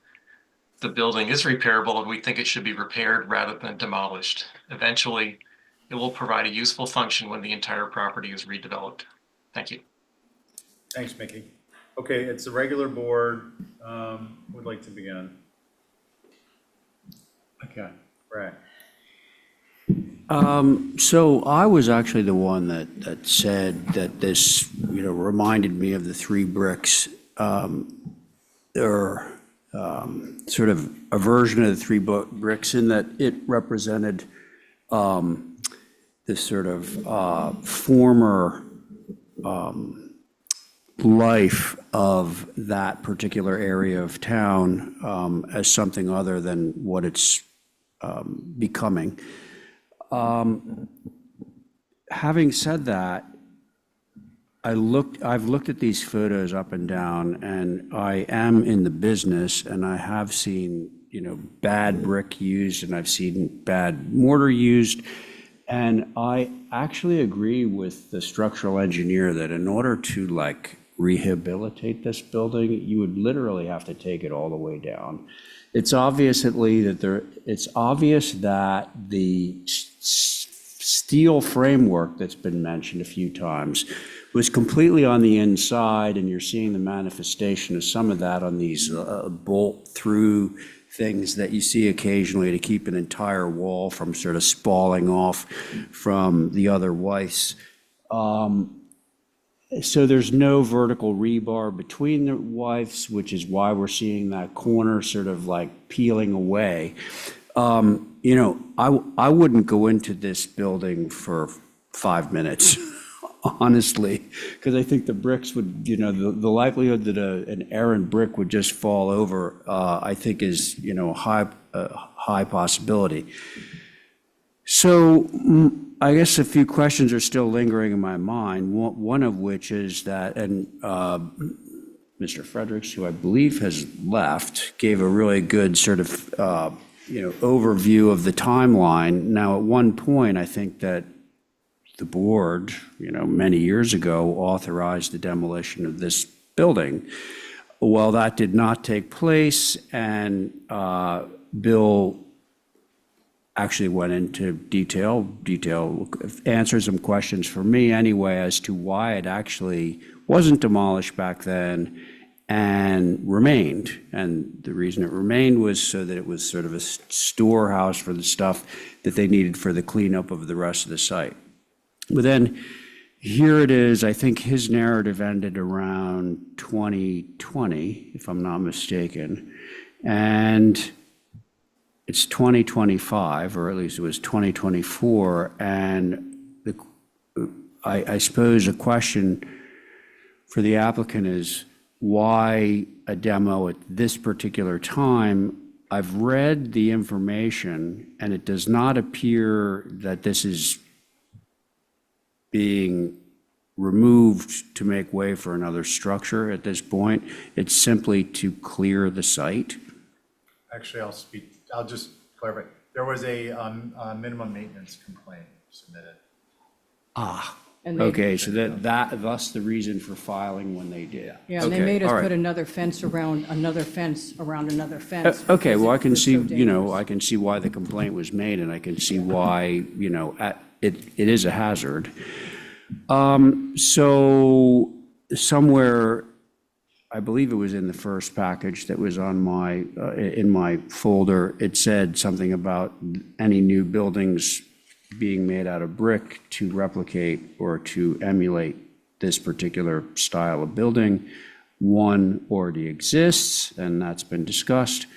So I really don't see, short of taking the thing down to the ground and constructing it with materials, steel, brick mortar, et cetera, and done in the proper way, that this can be rehabilitated with the material that's in place right now. Thank you. Thanks, Ray. Who'd like to go next? Al.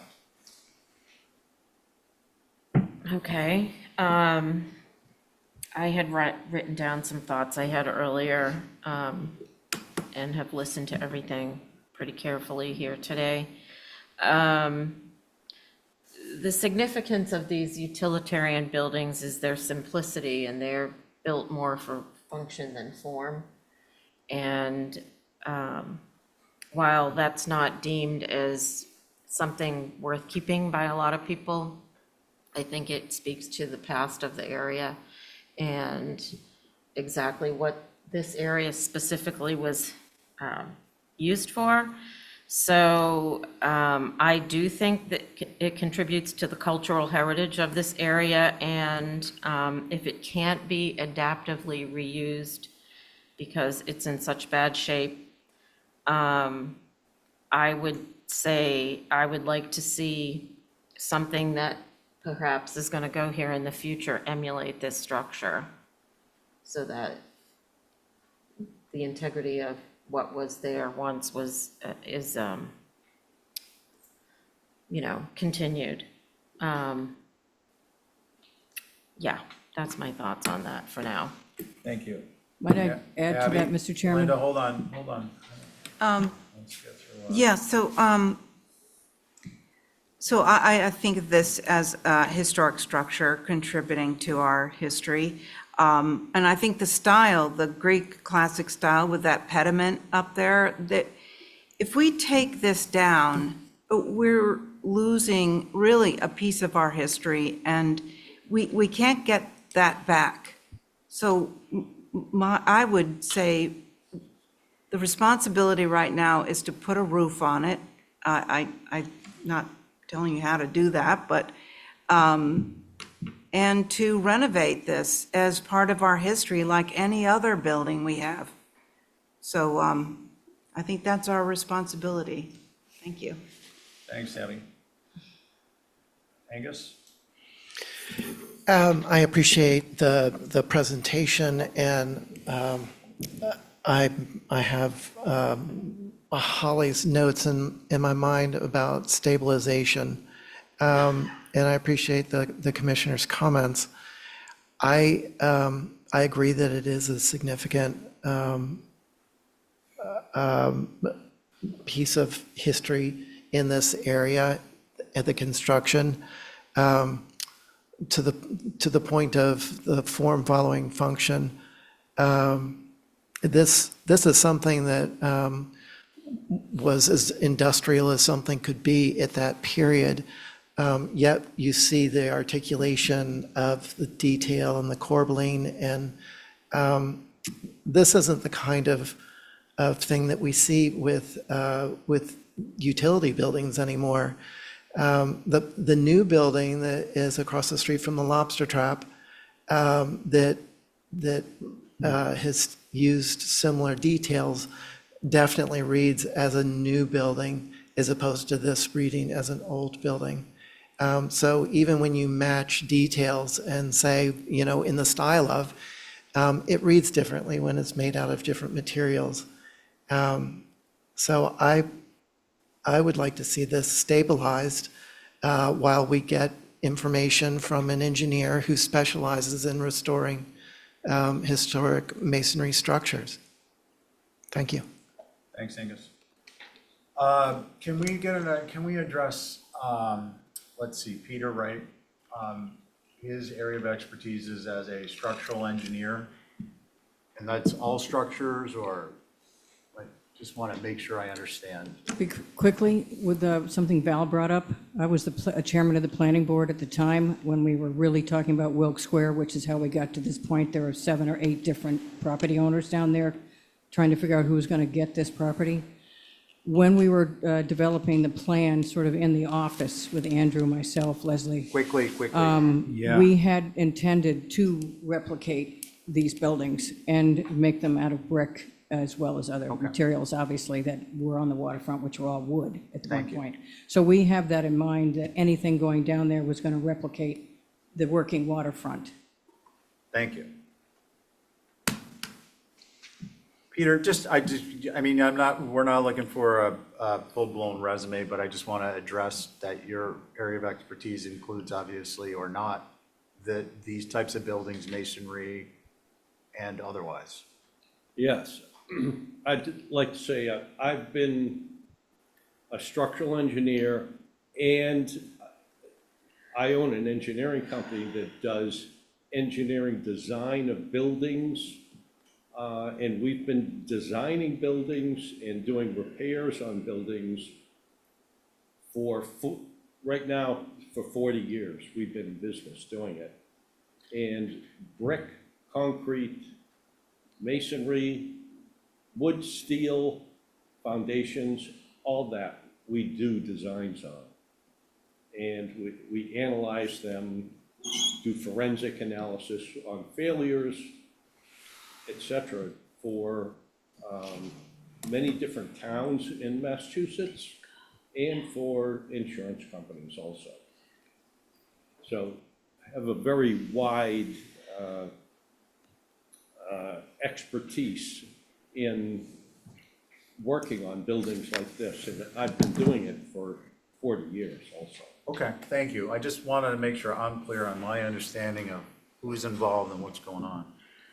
So I think that leaves me. I guess, I'm responding to the testimony here today, obviously the large volume of information in the packet. This is unquestionably part of the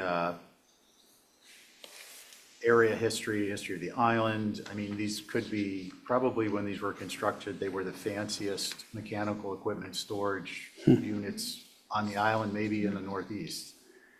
But, to be fair, the other National Grid legacy building that has, if we're going to be consistent, an equal footing based on the fact of its having been here and its relatively unique style for what it is the second ugliest building on Nantucket, which is 2 Fairgrounds Road. So, I'm just trying to be an honest broker here in terms of my thoughts.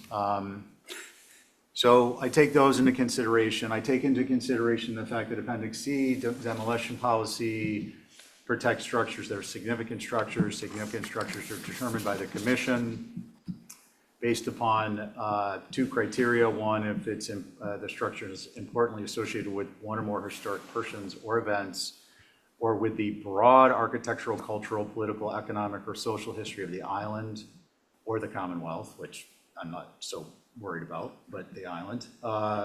And 2 is whether the structure is historically or architecturally significant in terms of period, style, method of building construction, or association with a famous architect or builder, either by itself or in the context of a group of buildings, for instance, the 3 bricks, in terms of a group. So that is required to have a separate determination by the HCC in order to be qualified and have Appendix C be applicable.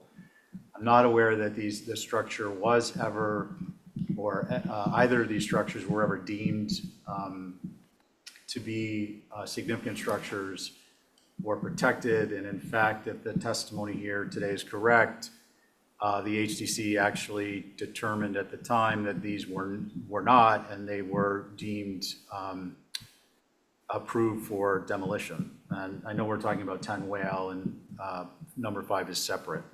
And in my mind, they're very different building elements with very different building structures with very different outcomes.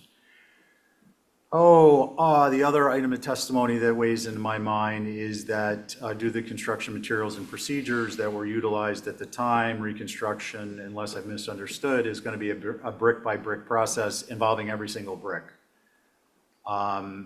which that's on the applicant, but I just want to make sure I'm clear on what's involved. And the third, it's important, it's oddly not important to the architectural review, but it's important to the community, is the testimony from the past deputy chief that the structure is unsafe for a variety of reasons. So that's that one, that's that one, that's that one. I will say it's unfortunate that the minimum maintenance standard wasn't executed on this 20 or maybe 35 years ago, when it would have made a difference. And I am sensitive to the fact that the minimum maintenance standard, in a supportive way, came up, and it's brought this issue to bear, and maybe it'll bring a spotlight on other structures before they get to this point of decrepitness.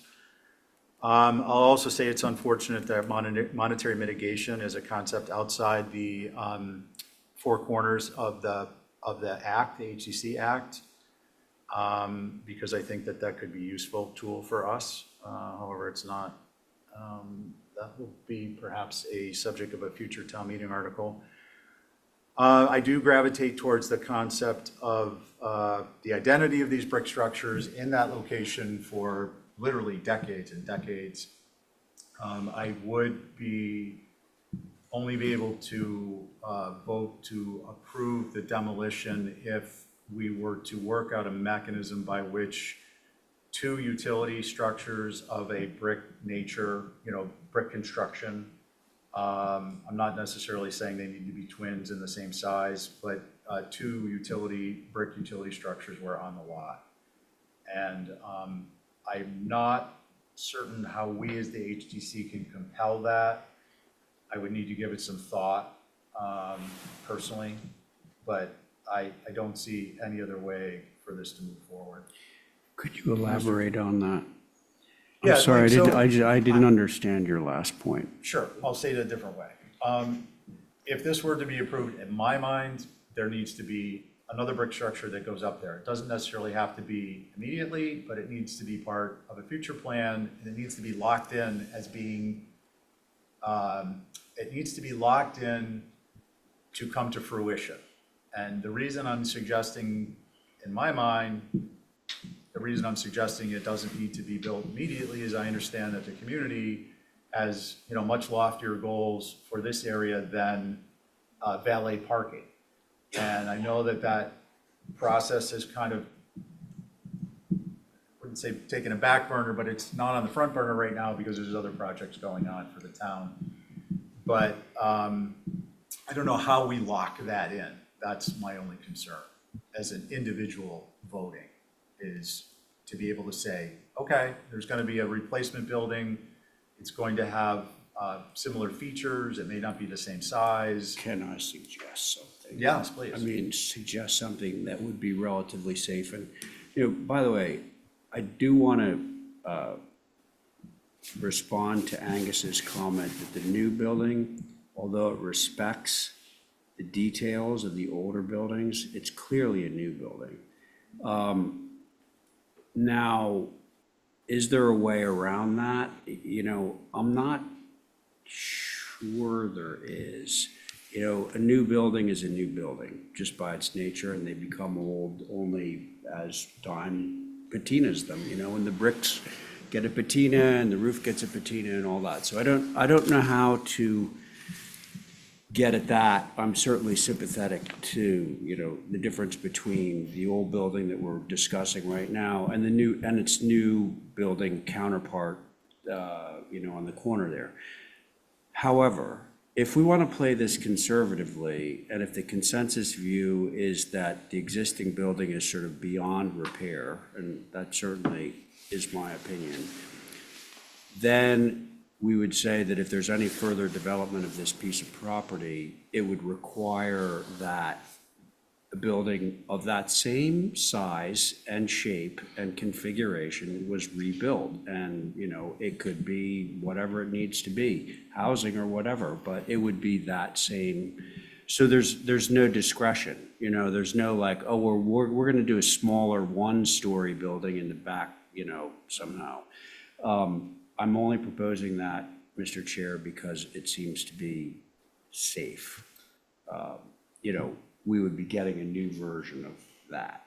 Might I clarify, Mr. Hold Chairman? on, Linda. No, No, we're this in is, the this thick is of it. something, yeah, right. That would be No- fine. No comments from the floor at this point, please. Thank you, Commissioner Pohl. As a response to my point, I would say, in responding to your point, that I think that that's a marvelous idea. Yeah. It's simple and it accomplishes everything but the patina. Correct. And It won't make an old building, but it will make a new building that, listen, if we were going to rebuild this from ground and do it properly, it would be a new building. Well, not only that, but I mean, really, all we're doing is a temporal shift. Because if we were going to approve this, I don't believe anyone's going to be approving it without some type of reconstruction. So all we're really saying is we're giving the community, now you may disagree with me, but my perspective is what we're saying is we're giving the community the opportunity when work goes on this site to reconstruct this in a place that makes sense for the overall plan versus having to plan use of this property if the town acquires it, which I think we may have. I know we have an interest in it. But if we acquire it, we're going to want to be able to not have to build around two buildings. If we could actually have a solution that later in time makes the new structure that's built to look like the old structure fit better in with the character and setting of the area versus having these, large spaces in between them and not having usefulness of the space. So that's my thought on it. Val. I need a little clarification on that. In the same spot, or it can move around? I believe that, one, it's going to have to come back to the HTC at the time, but the decision of the prior HTC is that that building needs to be replicated. So what we're doing is we're giving the future HTC, hopefully, maybe we'll be on it, the opportunity to select where it would go. And actually, they can make a modification too. I'll point out that we're making a modification. I haven't seen the documentation that said this could be demoed. So we're actually adding a layer, which is reconstruct the building. Yeah, Makes me feel- I felt that way too, that something that replaces it should replicate it. Angus or Abby? Nothing to add from me. Okay. Angus?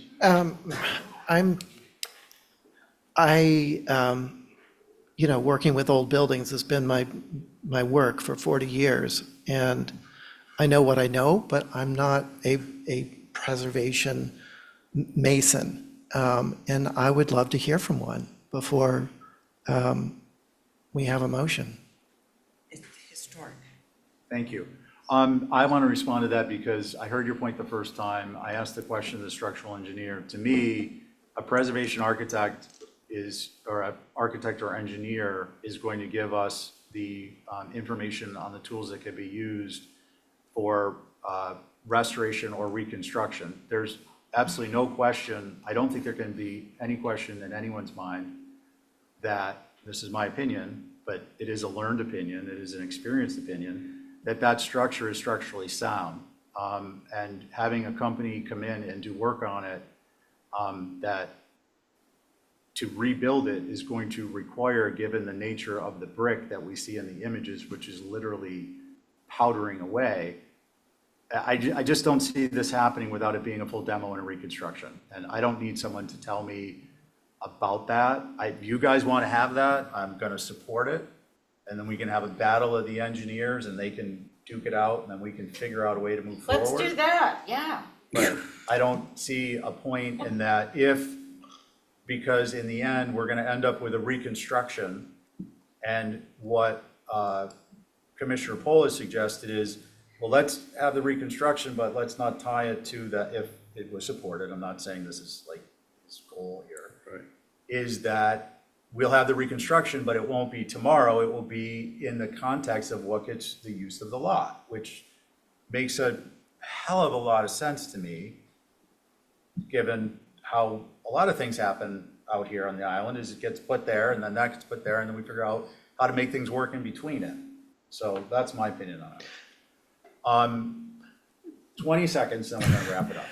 I feel like we've heard from one side, And I think that all this is reasonable with the information that we have, but I feel like we have the right to ask for more information from someone who specializes in historic structures.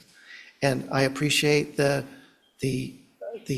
amount of experience that the engineer has. I don't know how much of that is in preservation work. It sounds like it's a lot of new work, and I'd love to hear from someone who's like, that is their expertise. Okay, thank you. Can I comment on that? Yeah. Mr. Chair, and No, last thing I want to do is belabor this. So this has come up, the idea, and Diane was a big proponent of this, the idea that, well, if an engineer comes in and says, hey, look, the wood framing here is all rotten, it's got to come down. Diane always said, well, that's your engineer saying that. Like, we want our engineer to say that. Now, where I'm simply raising a practical issue of who is that engineer, who's paying their bill,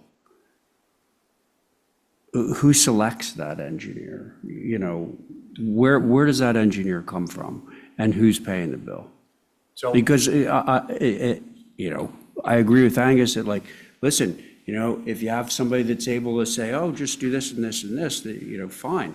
But the problem over the years, and this does come up periodically, usually with wood frame construction, is who's that person and who's paying them? gotcha. Just to that point is that I can think of one project that was basically condemned by engineer, and there was a house that was in worse shape that has since been restored. So I know that. Angus, I'm sorry.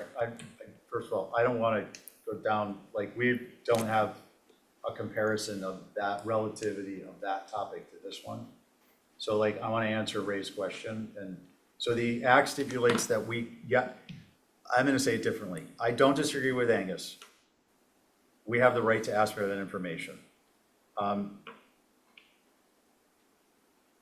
We have the right. The question of the commission is, do we have the necessity to, based upon the information we've been provided? Now, with respect to who pays for it, the act provides that we may request any information we deem required, but it doesn't get into who pays for what.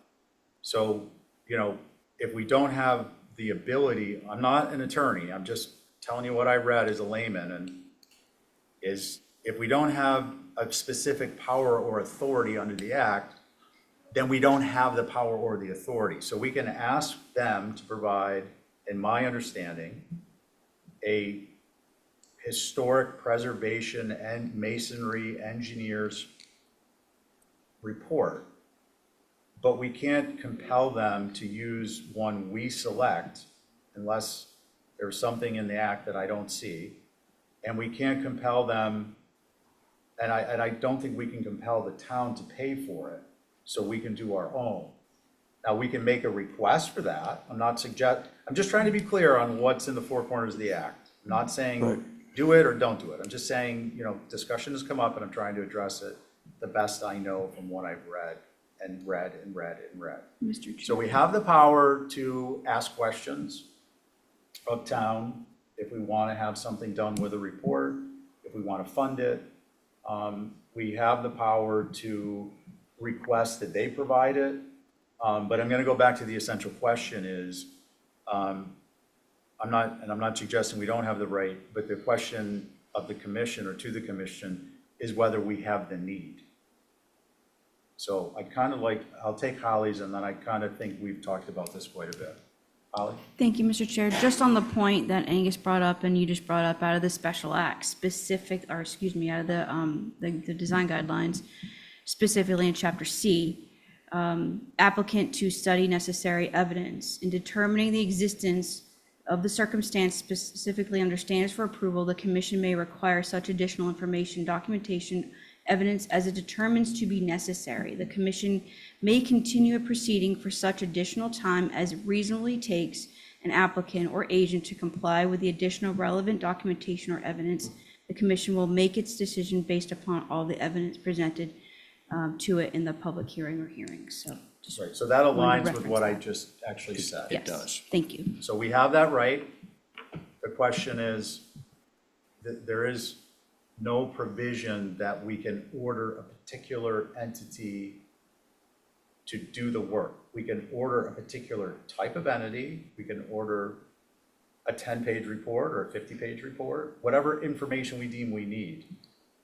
But I think at this point, I also want to go back to the fact that Appendix C applies to structures that the HCC has determined to be significant structures, and therefore they're protected, and then the demolition policy comes in. Right. Which, by the way, is a really good reason for us to be succinct in our meeting so we can get to the end of the agenda where voting these types of structures into existence is a big part of what I would like to be doing as a Historic District Commission member. But for today, we're here where we are now, and I'd like to find out if someone has a motion or what. I would make a motion to hold for more information and figure out the logistics of getting that information. As far as I understand, if the buildings are within the period of significance, which this is, that it's contributing and there's a blanket protection for all those buildings. I don't know, is there clarification on that, Holly? Can I, Hold on one second. And Angus, it's a really long motion. Let's just parse Motion out. gone question. I'll second for purpose of discussion because it's not going to fail anyways for discussion. And then I'll let Ray speak. I believe at this point, we need to be very, if that were to happen, we need to be very specific in what we want, not leave it ambiguous, because nothing can be determined unless it's here at the table in an open meeting. So to be ambiguous is problematic because it doesn't move the issue or the matter. I want to be clear in what I mean, that it doesn't move the matter towards a conclusion, whatever the conclusion is. So that's a little bit concerning. Ray, and then Abby, and then Angus, and then we're going to close off discussion on the motion. Okay. Second to the discussion. I'll keep it brief, I hope. So I think that in the interest of moving this along, if we're looking for an opinion from a preservation engineer that specializes in masonry construction, that the applicant will provide us with a name or names in advance of the meeting so that we can either say, thumbs up, we'll listen to what that guy has to say, his creds are good, or thumbs down. And then they're not wasting their time going and soliciting, work from an engineer only to come in and say, well, actually, we don't really think that's the type of engineer. I think in fairness to the applicant, if they're able to produce a name or names and say, okay, board, before we arrive at our next hearing, we can have a report by so-and-so. Let us know if that will meet with your approval. Does that sound reasonable? I don't think we can legally accomplish that. I would suggest if we're going to take that route, and I don't know that we are until we vote on the motion. What I'm saying with respect to legalities is our determining who they select is outside of the language of the Act and Appendix C. We can ask for specific information. So we can say we would like a report from a structural engineer who specializes in preservation, renovation, and restoration of masonry structures.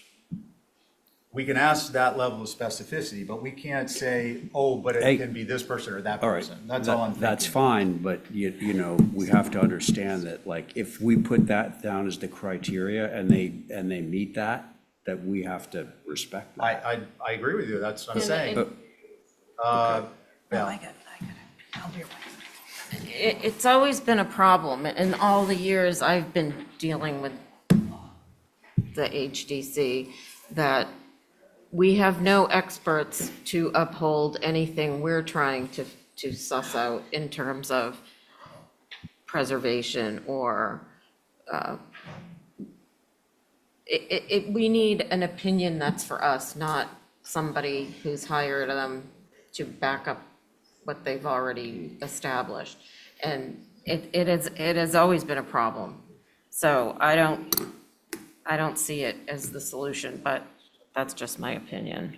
Right, I think we all agree that we would like to have resources and the authority to expend those resources for experts who we believe will provide the most objective opinion. I don't think anyone's gonna argue that. But Okay. we are at the point where Angus made a motion. I'd ask that if you could condense it, and we will decide when Abby comes back.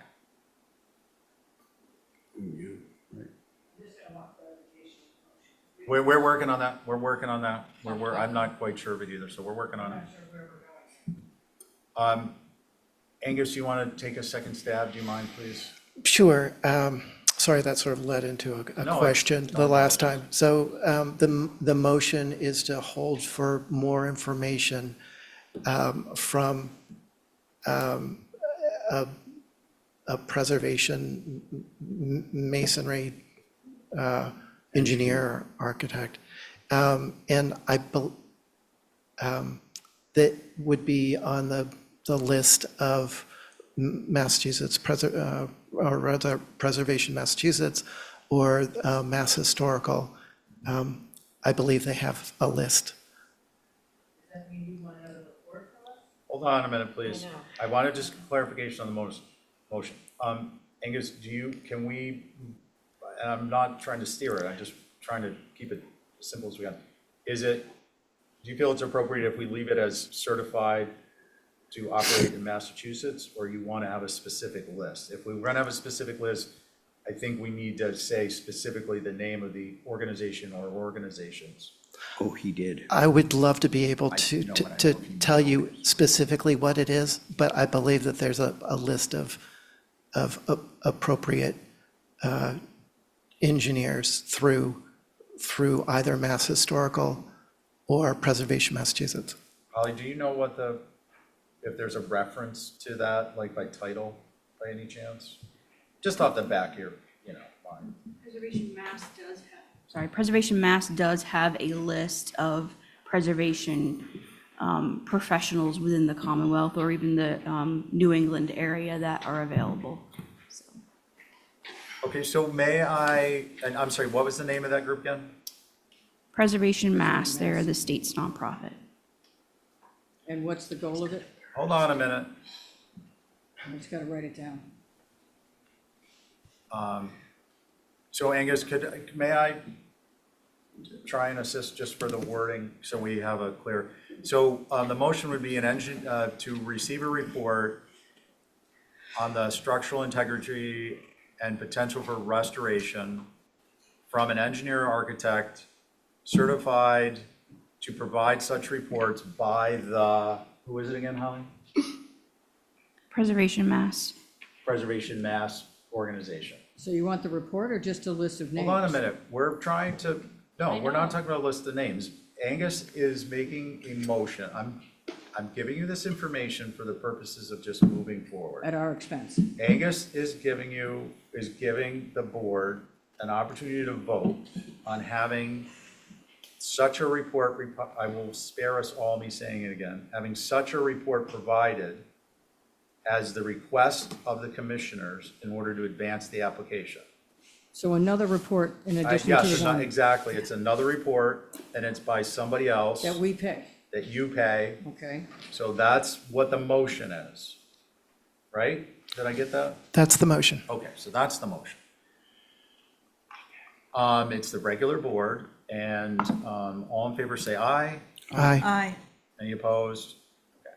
We're gonna need this report to move forward with the support, and I'm gonna just make a comment to you all who are sitting here. Clearly the consensus is that we need more information before we make a determination.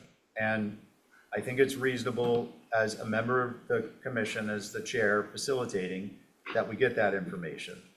I think it's reasonable, despite the safety concern, the fences are up, this structure's been sitting for, you know, the better part of, what, 4 decades and in disabuse, like, this, you know, I'm not thrilled with the idea of anyone spending money, but if somebody's gonna do it, a super large corporation, I think, can provide us some additional information so we can make an informed decision.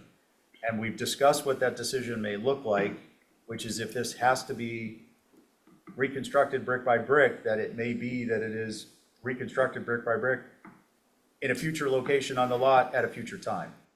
So I think we voted, that's where we're leaving the topic. I just wanted to summarize it. I think that's a fair summary? Yes, It it's is. good. Okay, so that's where I we just have- are. I have a clarification question on it then. You go, Really girl. quickly. Because if we get this report that we're paying for, since you're Yes. not believing our preservation guy here, who's done a lot of preservation No, I of know, buildings. Linda, I. But you're what on- happens if we Linda, point submit of a report? information, point of information. No one is suggesting that Peter isn't believable. The commission has asked for a specialist in the area I know these guys. to provide the information. That's it. However, Okay, we're go going to ahead. pay for it, we're going to submit it. What's to stop you from not believing it the next time? Okay, well, That's, That's a can I problem, answer because then that? we're going to ask for you to deny Linda, it the next time. Linda, argumentative, Linda, this is that not was, gonna that dance was the well. point that I was making earlier, that if we go down this road, the board has to respect the report as submitted. Yes, You there's no know, question. we can't just kick it out and say, oh, well, that's another report that we don't like the conclusions of, we need somebody else. And I want that to be clear to everyone, the board in particular. Yes, and I think, Linda, please, stop, Linda, stop. The fact that we have asked for a certified entity without naming them, I think is beneficial because that gives everybody a sense that it will be objective based upon the subject matter. We've talked about this, we voted this, and we are gonna move on. We are actually gonna move on after we take a break, which will be a return at, I don't know, 7 minutes. The breaks just aren't the same anymore. No, I know we don't have pizza, but I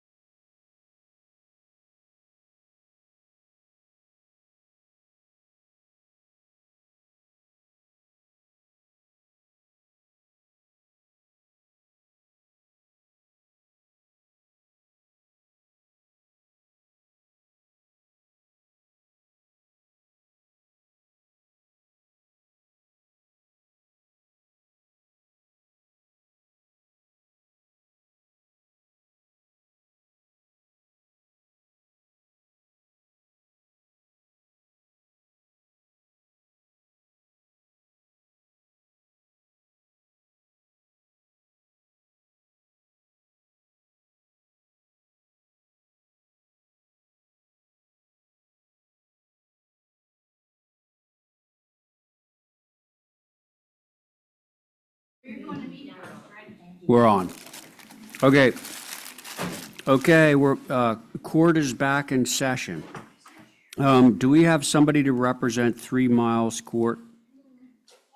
Oh, wait, I'm sorry, Ray, I gotta interrupt. We're gonna do the preservation planner Q&A before. Oh, right, yes, okay. Do you want me to do that? Yeah, if you don't mind, I'm gonna finish eating, I really appreciate it. Okay, I think you guys know the drill. Does anybody have questions for Holly on? Yes. But Go I ahead. sent it to her earlier. Oh, you did? The last few links that you put up, I also screenshotted it and sent it to you on a text. There's no link. You get to it and it says, this doesn't seem to be there, or. It says, hold on, I can tell you exactly. I've got one. It says, oops, something went wrong. The file you tried to retrieve was not found. It was before it should be fine now. So I didn't get to look at those. Okay, That was it my should be point. fine now. Sarah was uploading additional ones that I tried to do today, in the fact that I knew there were some applications that you weren't going to be hearing this evening. So I wanted to get through all the way to what I would be opining on before the end of the night, if you guys get to that direction. So there's about 6 different ones that were added, so I apologize on that. But they should be here. We have hard copies of all those? Hard right now? copies right before the chair. Yes, he's got a whole stack right Okay. there. No, of they're everything. still doing it.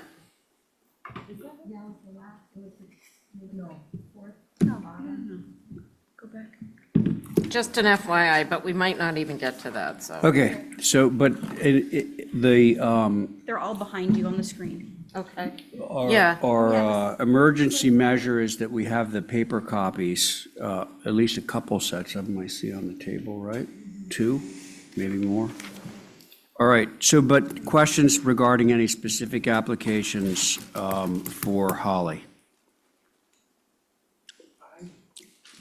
I don't have a specific one, but in general about the staff comments. It's so much more helpful to hear those comments right before we review the application. Either I'm having to ignore somebody who's talking or a slide that's up there to read the comments in the moment, and it's a lot to hold 24, sets of comments on things till the application comes up. So that's my only comment. Okay, thank you, Angus. So what I've been doing, I'll share with you because the decision is really outside of our hands. And we did vote to have written comments to consider in advance, is make notes on the sheets so that when I get, we have a hearing and on a particular, I shouldn't say hearing, when we open a particular application, my notes are there. So if I wanted to supplement them, or if I had a question that was brought up as, in my mind, as a result that I wanted clarification from the applicant on, or of course, Holly while she is here. So you print them all first? Yeah, I mean, every other board gets a packet like this. Okay. And then they get a chance to review it, and we're working on a schedule whereby I'll be meeting. I met with the planning director today, who, by the way, supports. I just want to be clear. I'm going to say this. It's not on the agenda. I'm going to take the. You guys are going to have to please. What does they say? I can't think of the word. But regardless, indulge me. Because I'm spending a lot of time on these topics that you guys don't know anything about. The chair spends a ton of time trying to keep everything rolling. It's not just let's come to the meeting and talk. The planning director supports, and the CLG chairs have met and support the concept that the preservation planner is more than an architectural review person. Holly's degree, correct me if I'm wrong, is in preservation planning. And more. I have a double degree in historic preservation and art and architectural history with a minor in architecture. Perfect. And the concept of this shift is to free up the preservation planner, which is the job description and the title, to be doing preservation planning. And not to have that person coming to the ACC meetings, And forgive me, but spoon feeding the commissioners information that every other commission and board gets in advance, processes, ask questions about in advance. You're free to email Holly, you're free to email and have a dialogue. It's not a violation of the open meeting law, but it takes time. But that time is part of this job. And if we can't do the job, I'm gonna go out on a limb and say, we should not be sitting at the table. Okay. It's been going on long enough where there's been a lot of chit chat in the back and I'm getting a lot of emails and people do not seem to be recognizing the information that has been provided, which is that information. I too wish that Holly were here and she could give us this information as we need it. That is not our reality. So I'm just trying to direct us to reality, and the productive use of time is not to be rehashing this topic again and again because we have no control over it. It's not going to change. And we need to please focus on moving forward productively and allowing Holly to be doing the preservation planning things that the CLG is going to be involved with helping to designate as priorities. Okay. Thank you. All right. Now, are there any questions for Holly on any specific applications? That includes you folks out there in TV land. We have Joe out there at least, right? Yeah, I'm here, and I've read the comments, and I don't have any questions, but yeah, that's all I'd like to say. Okay, very good. There we go. I think we're all set. Thank you, Holly. Now, did we have somebody for 3 Miles Court to rep? Anybody? Georgie Demov? I don't see him in the queue. Let's move on. Where's Matthew? Yeah. He's always here. Hang on, I'll bring him over. So we're gonna go to 332 Madaket. I'm going to write up these conditions. No, it's fine. Thank you. He's online? I know, I just brought him over. All right. Matthew, you let us know when you're unmuted and all that stuff. All right. Hello, Mr. Chair. Hi. How are you? Good. Thank you. 1, 2, 3, 4, 5. Okay, it's everyone sitting at the table, Matthew. Okay. Can I share my screen?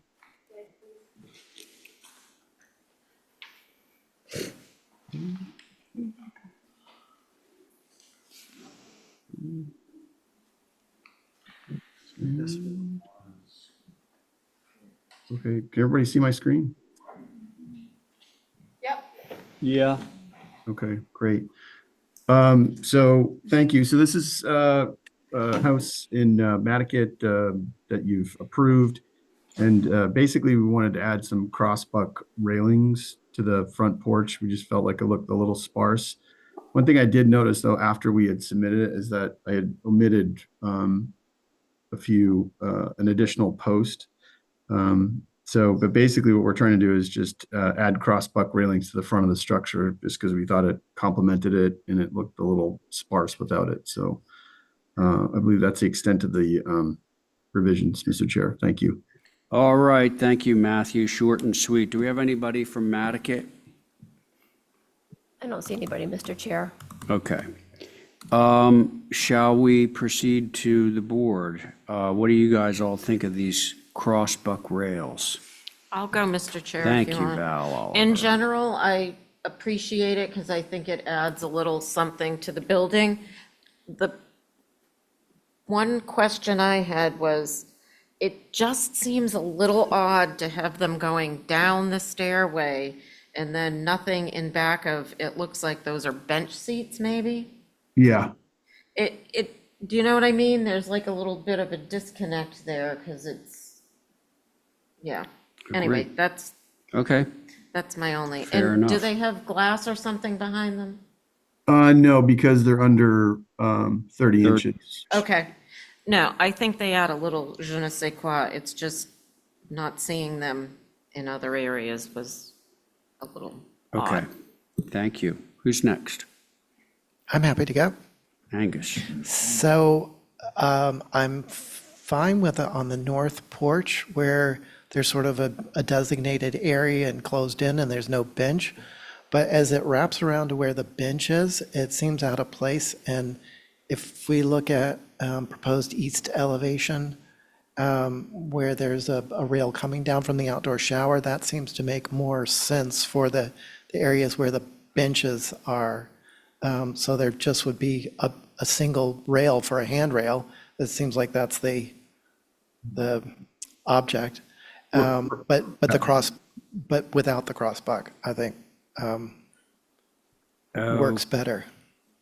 Happy Okay, to do that, Mr. so Chair. let me make sure I understand. So what are you suggesting doing, just running a horizontal rail there? Yes, so there wouldn't be the crossbuck associated with the area where the decks are, just the front porch. Okay, so none of the steps going down, like the crossbucks on the stairs? Right. No, which is very similar to what Val was saying. Okay, thank you. Who's next? I've got nothing to add. Nothing to add. That's Abby. Thank you. I'll go. You're not on this, brother. I'm not. I booted you. Connie's on this. Nothing to add. I like the prospects on the porch, but. Okay, Matthew, I think you got an easy win here. Can you just remove the ones going down the stairs? Certainly. Yeah, it is a great call. So you get it on the front porch, but you don't get it on the side, okay? Perfect. Thank you. Can somebody make that motion? I'll make that motion, Mr. Chair. All right, so everyone's live at the table, so we can do a voice vote. The motion of Val's is to allow the crossbucks on the front porch, which would be the north, but eliminate the crossbucks on the little steps going up to the back or side. And I'll do it on an deck. Exhibit A. Yeah, that'll be an Exhibit A. So all those in favor of Val's motion, say aye. Aye. Aye. Any opposed? Okay, there you go, Matthew. Thank you very much. Now, sorry, oh, you are back? Because mine are, yeah, I got to get off of these two. Where are we with the alternate rotation? It would be Joe. Joe, you good? We just. I'm good, yep. Okay, cool. All right, let's see, we are on to 1 Osprey Way, Cottage Edition. Good evening, Lisa. Hi, guys. How is everyone? Good. Good. Chipper. Lovely. Chipper. Stephen, can I step off this one? Angus is stepping off, so Connie's active. Okay, so if you bring up the site plan, there's a main house on this property that was already approved, that an addition already got approved to. It's a pretty remote piece of property at the end on 1 Osprey. The visibility would be kind of limited, but on, from the pond. So we're working on the cottage, which is the one that's further away from the pond. You can see on the site plan, there's some wetland concerns. So the additions are happening to the, I gotta figure out which direction that is. Sorry, I don't even know. Well, I'm going to say to the back of the property, to the away from the pond. So the biggest visibility, I think, from the pond would be the east elevation, but it's still, canted to the shoreline, so. So it's really taking this old cottage and that is currently just 1 bedroom and making it a 3-bedroom cottage, but trying to maintain a lot of the roof lines in the front, and doing the expansion behind that existing main mass with the front porch. Okay, thank you. Does anyone have any questions for Lisa? It's all natural trim too. Just wanted to point that out. That would have been a question. Yeah. Who'd like to begin? I could go if you want. Addie, please. Lisa, nice job. I'm just wondering, on these shed dormers that go right up to the roof line, could Did those come off it a little bit? Well, the only thing is on that one side, you mean on the west, I think it is? Yeah, there's one on the west, and then there's a little tiny free window on the, no, I saw it on the west. The east. Yeah, I could probably change the pitch a little bit and just bring it down like 6 inches. Yeah, just one, just to take the curse off it, because Yep. it makes it look so modern. Yep. Oh, thank you. Oops. Thank you. Let's see, Connie. That was going to be my comment also, so I'm okay as we can do that. Thank you. Thank you, Joe. Yeah, my thought already been stated, and I appreciate that the overall quirkiness of the structure is being maintained. Thank you. Thank you. Val? Lisa, the south is the front, right? Like The south is what you drive up to? what you drive up to, yeah. Yeah. I would say that Is that's. there a but that's not what possibility that the front door could be that Well, funky little square? I think the front door is really the one that faces the water, though, the north. I don't know. That's an interesting question. This is the mudroom, but what would you like the door to look like? Just, like. A diamond? The one that's there. That was just just an Okay. ask. It's not a deal breaker. Change to existing door. Yeah, I See don't if think that's a anybody problem. else. I like it. I like that idea. Great. I think what happens, and- actually, let me just, I'm sorry, those existing doors are actually more like storm doors that then open up and get hinged back. Do you know what I mean? They're like storm panels. Oh. But if you want it to look like that on the elevations, I can certainly do that. That's not a problem. Val? I like it. I think it adds to that Madaket quirk, but see where Okay. everybody else is on it. Okay, well, we're back to, I think, me. And does anyone disagree with Val's comment? Front. Okay, so that's consensus on that. I agree with Abby and Val's comments. So what will we want to do with a motion? A motion to approve is submitted, making the door on the south more akin to the diamond style that's existing. And that's going to be an Exhibit A? And take the dormers down 6 inches. Oh, yeah, Yes. okay. And the dorm is down. Yeah, we can do an Exhibit A. On Val's Exhibit A, Val. Let's see, Joe, Aye. Connie, Aye. and Abby. I Aye. don't know if you were on that. Tom and I.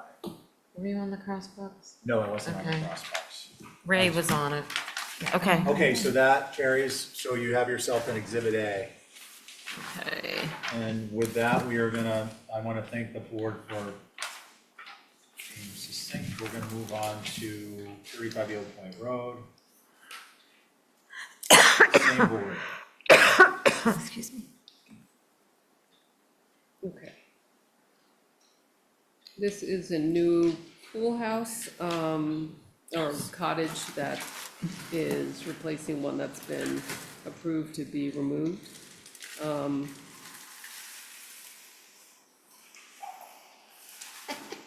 don't know what else really to say. It's pretty simple. It has, the visibility is going to be the east and partially from the, Thank you. the north.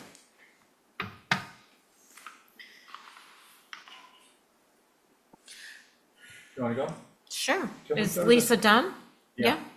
Can we go to the site plan on this one? I did go out there and go by, and it is only the east you're gonna see, and you just answered my question. I didn't realize the little building that was there was going away. Yeah, I think you approved it on consent like Oh. a month and a half ago. Well, I couldn't remember that, so Yeah, that was my question in my head. Yeah.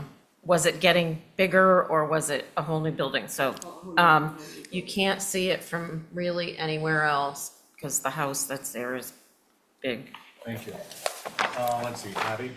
East, so Dionis Road, if you looked across, you would, obviously, excuse me? You see the top part, the second. Stop, but you wouldn't see all that line of French doors. I was just gonna say, those are pretty impressive. I wonder if those couldn't have at least a kick panel on the bottom, but it's a lot of French doors. Thank you. Anything else? No, done. Joe? I think appropriate in stature and detail for this location. I have no concerns. Thank you. Connie, No concerns. do we have a motion? Motion to approve is submitted. Let's see, on your motion, Aye. Joe, Aye. Connie, Aye. Abby, Aye. and I'm an aye. Thank you. All right, we're You on might see to me, I'll probably log in from home to get to the end. 2 Spearhead Road, new storage facility, Building A. Matt, are you with us? I am, Mr. Chair. When you're Can I ready. sit off this because I'm writing my, No. no? Your board will be Angus, Abby, myself, Ray, and Connie. Okay. I think I'm frozen. Great. You can see my screen though, correct? Yes. Okay. All right. Thank you, Mr. Chair. So this is the next applications for a second building, but these two structures are essentially vehicle storage. And it's obviously an industrial area. I don't know if everybody's familiar with the site and the location, Arrowhead and Spearhead. But essentially that's what these structures are. They're intended to be purely car storage. There are a total of 7 units, and there are 4 access points or technically, 4 curb cuts on Spearhead. So you can see the first page on A0.1 is the overall site plan that shows the 2 buildings. This application is for the larger of the 2 buildings. This next sheet just shows you the general layout, but it is obviously visible. It's on a corner. The structures are essentially 1 story.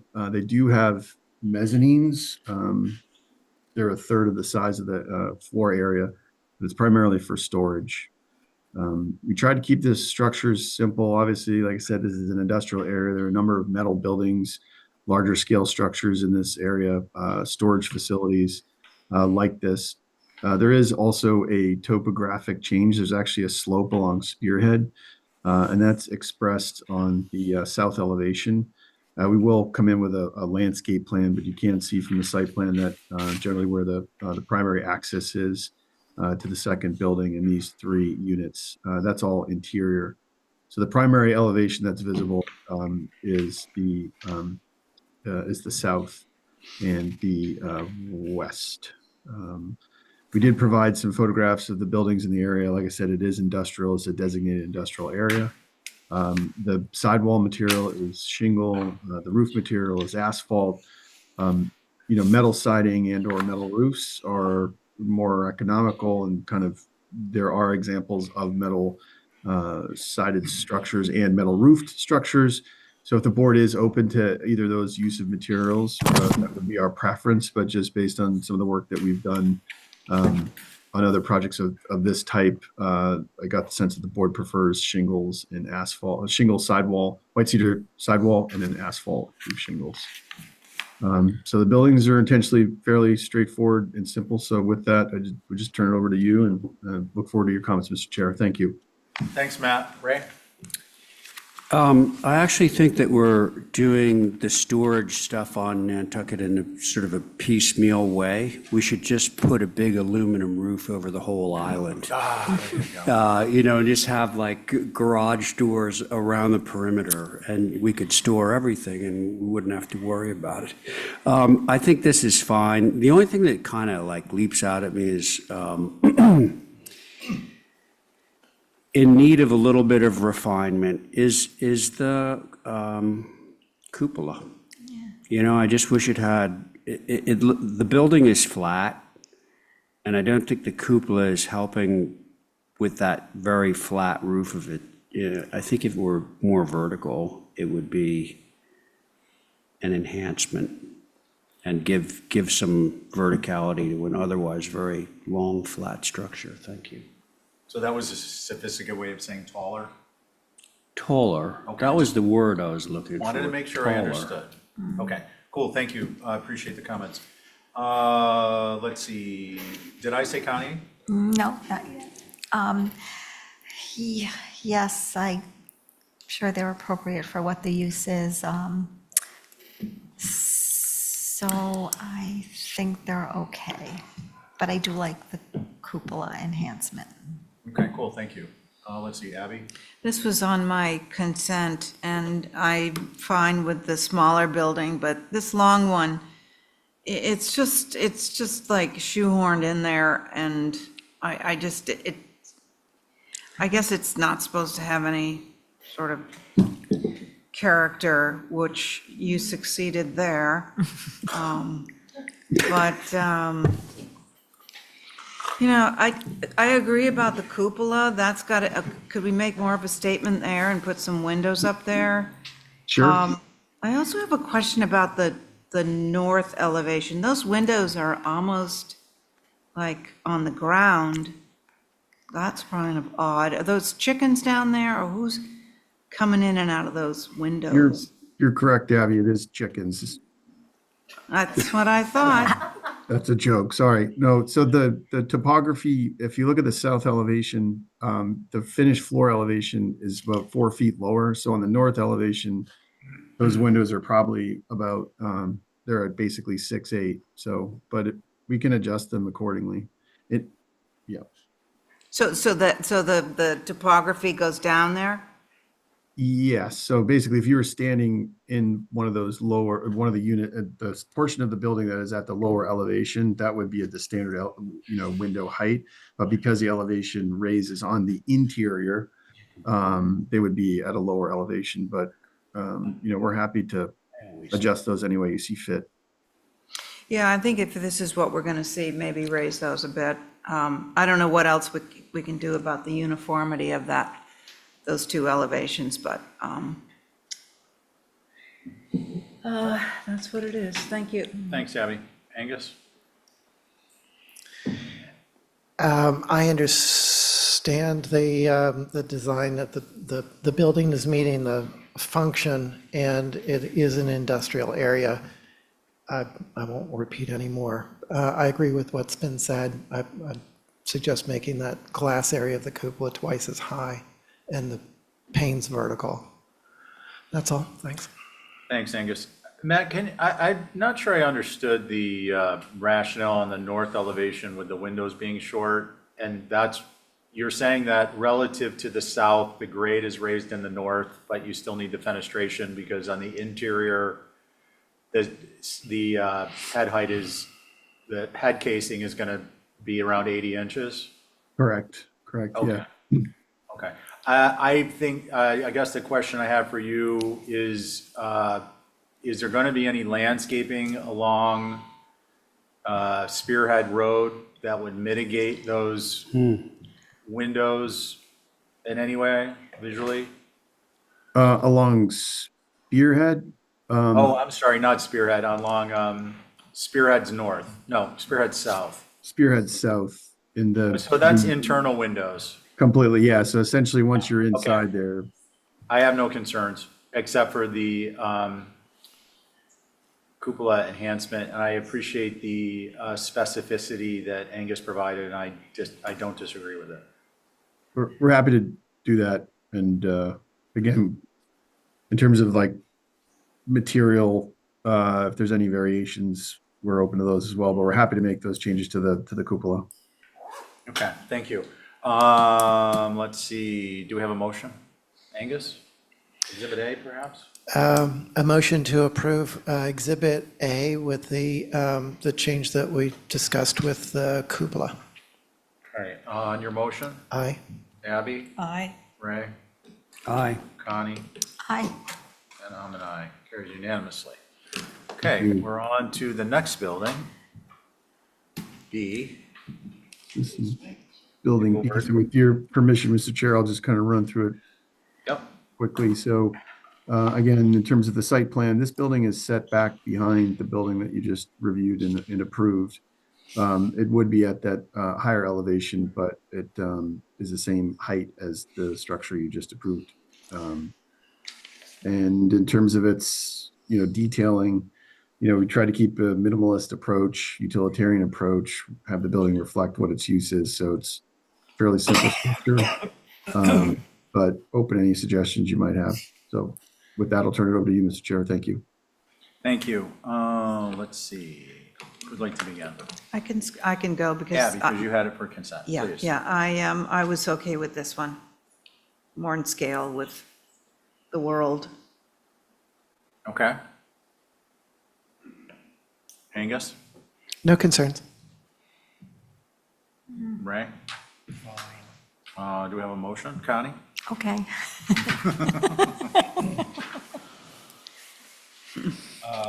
I will move to approve as submitted. Okay. On Ray's motion, Ray? Connie? Aye. Angus? Aye. Abby? Aye. And I'm an aye. Okay. All right, thank you. All right. You got it. Thank you for designing those in a way that we could easily approve them. Nope. 25A Clifton. Matt? Okay, thank you, Mr. Chair. So let me just pull these drawings up. Everyone can still see my screen, correct? Yep. Yes. So one of the bigger changes is we're proposing to push the structure a little bit further away from the road. And that's why the site plan is clouded. Beyond that, I feel like we just have some fenestration changes and or requests. So there's a garage that's approved, and that outline is shown in blue on the south elevation. But we've omitted that for clarity. And so one of the requests were to, as part of the approval, we did have a panel on the left side of the structure, the kick plate basically. And because the garage was approved in front of this section of the house, and because this does face south, we're trying to get as much natural daylight as we can into this space. And because there's a structure in front of it, we thought that it would be appropriate to come back before you and ask that we add that additional row of lights at the bottom of the French door. The other change is the color change. We're looking to paint the door red. And let me see if there's any other changes. On the rear of the structure here, again, we wanted to increase omit the kick panel on the rear French doors. Again, this is on the back of the house, so I don't think it's really visible. And then there is the addition of, we have a interior gas unit on the first floor. And instead of trying to vent it through the roof with a fake chimney and lose the windows, the center gable windows, we're proposing to just encase the unit with this 1x6 vertical cedar painted. Again, this is all in the back of the house, so I don't think any of this is visible, but we just wanted an updated set for the time of inspection. So with that, Mr. Chair, I'll turn it back over to you. Thank you. Thanks, Matt. Mr. Chair, Yeah. Lucas Vale has his hand raised. Do we have our hand on the Yeah, button, yeah. the kill button? Do you want him to talk?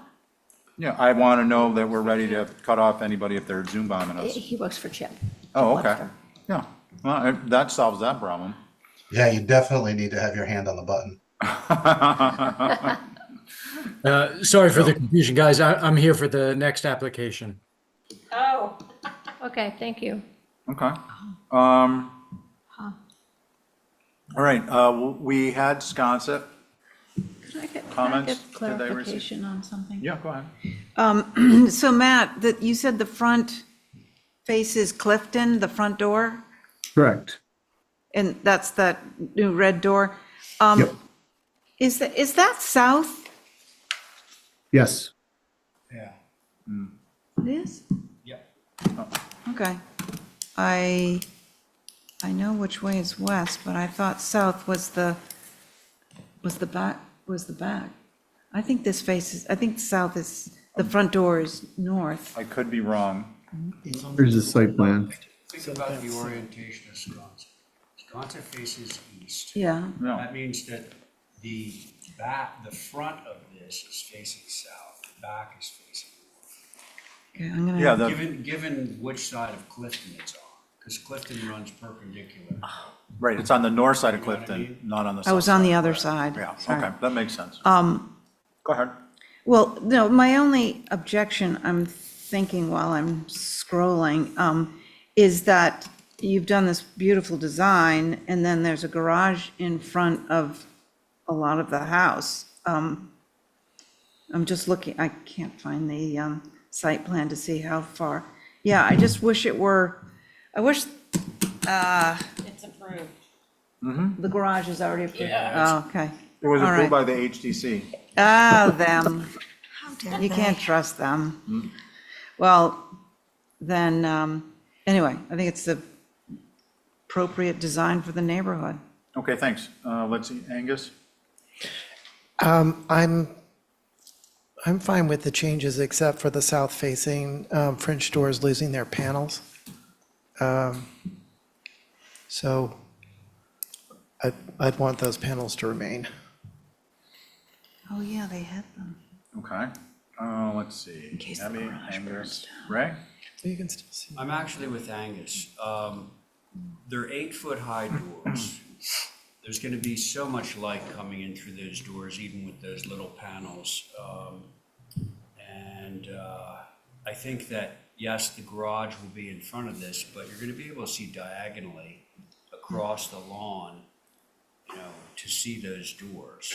You're never gonna be, well, occasionally you'll be looking at it front on like this, and no, you won't see the doors from this particular vantage point, but you'll certainly be able to see past the garage to that portion of the house. So I'm with Angus on the panels on those doors. Thanks. Thanks, Val. Ditto. Thanks. Matt, what about landscaping on the interior? Is there going to be the typical privet across the front and lining the driveway, or what? I would assume so. I mean, obviously where the curb cut is, we'll probably drop it to like less than 30 inches, just so we're not creating any blind spots. But yeah, I think the landscape plan is in development, but there'll definitely be plantings along the property line on Clifton. Okay, so I'm going to agree with the other members of the commission on this, and if we were to review it at a later date with the landscape plan, I might be persuaded otherwise. Okay. Which is to say, everything's fine except for the door kick panel change. On the south elevation.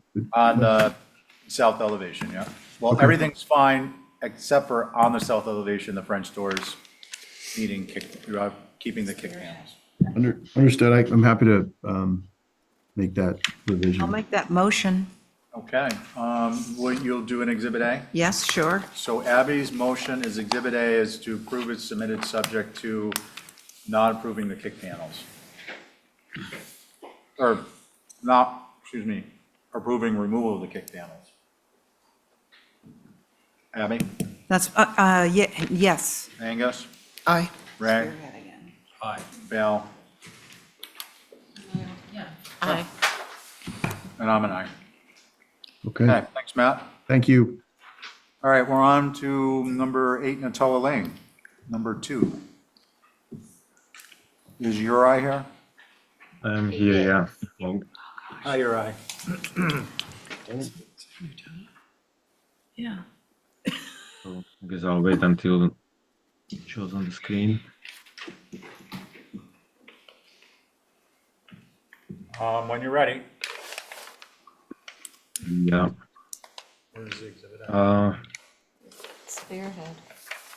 Yeah. If you could scroll down, please, to the full sheet, which is probably. You go further down, please, to the full size, past all these. It should be, yeah, right there. So this is a house at the end, at the New Tower Lane. It's pretty much at that end. The house is like at the end of the little circle, or little end of the road, and we are proposing the addition at the back of the house to the kind of extending the existing dormer in the back, extending it to the both sides left and right, and then adding a third floor dormer. If you could scroll to the next page, please, to the elevations. It will show the back elevation. Right there. So on the north elevation, pretty much widening the second floor and then adding the dormer with like low head height windows to fit the 4-pitch dormer. And it's kind of slightly visible from the side, from that east elevation, where we're extending, end of the roof. So it's pretty much all. It's all in the back of the house. Thanks, Uri. So just to be clear, on your sheet number 6 of 12, can you pull that up? On the top left elevation.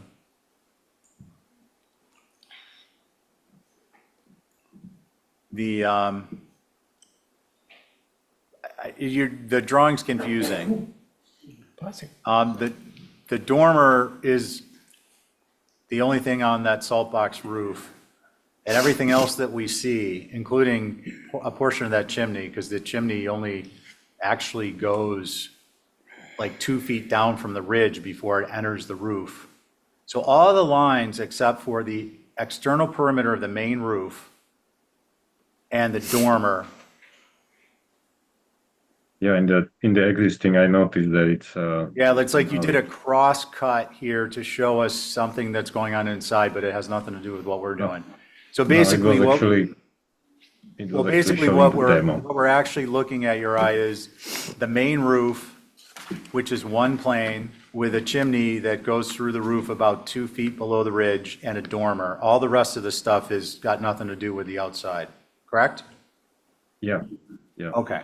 Yeah, and if you scroll to the photo from the back, all right, and then you're C101, you can see how it looks actually. And then you're proposing to extend the dormer left and right the full width of the building, and then add a dormer above it, correct? Yeah. Okay. Like very shallow dormer with a low head height, of course, and then to fit below the ridge. Then you'll have created the second story tall broke back with a dormer above it, as shown in the east elevation. Okay, I just wanted to make sure I understood what I was looking at. Who would like to go?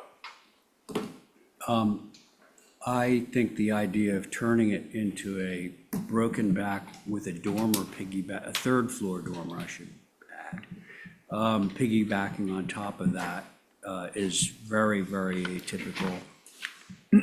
A, and B, it will be visible, as evidenced from the photo taken from the front of the house. That's all I have to say. Okay, so that's Ray. Val? I agree with Ray. It looks like a dormer over a dormer. It is. Yeah. Okay, Angus? The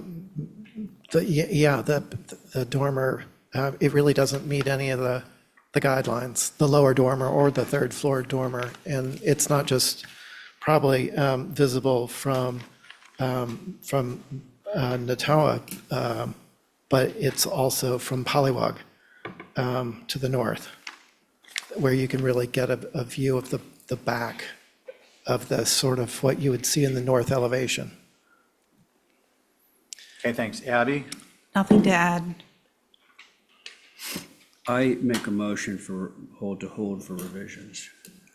Yeah. I'm sorry, Stephen, you hadn't gone. No, I mean, sorry. I guess the only thing I wanted to add was on visibility. So just so you guys are aware, you'll see this from, let's see, the street that is running north to south that approaches this lot is a tarred road, 2-lane. In front of that is a T that goes left and right. And then where it starts to go off to the left and the right beyond that is a single width shell path that wraps around back to the main street. So if you go down, if you're approaching the structure, you're on a two car wide road, you can make a left or right, and then it turns into a shell path. You won't really have much visibility from any of those locations. It will be primarily Polywog Pond. I just want to be clear on that for you guys so you're aware. But I agree with the rest of the comments. Like, I think this is going to be, you're going to be seeing it from Polywog, and I think it's atypical. The second floor broke back is not typical, not always inappropriate, but not typical. And then the third floor dormer is atypical. So those are my comments, and to round it out, and we have raised motion, hold for revisions. All in favor, say aye. Aye. Any opposed? Okay. We are on to 7A Clifford Street. A lot of time. Read your allow. There you go. All right, can everyone hear me? Yes. All right, good evening, everyone. So tonight I'm here with a sport court for 7A Clifford. As I understood it, it's been requested to view this property, and there's also some photos of the existing stages of construction below. So I would say that the really only angle of visibility from Clifford Street would be towards the northern side of the lot, looking south at an angle.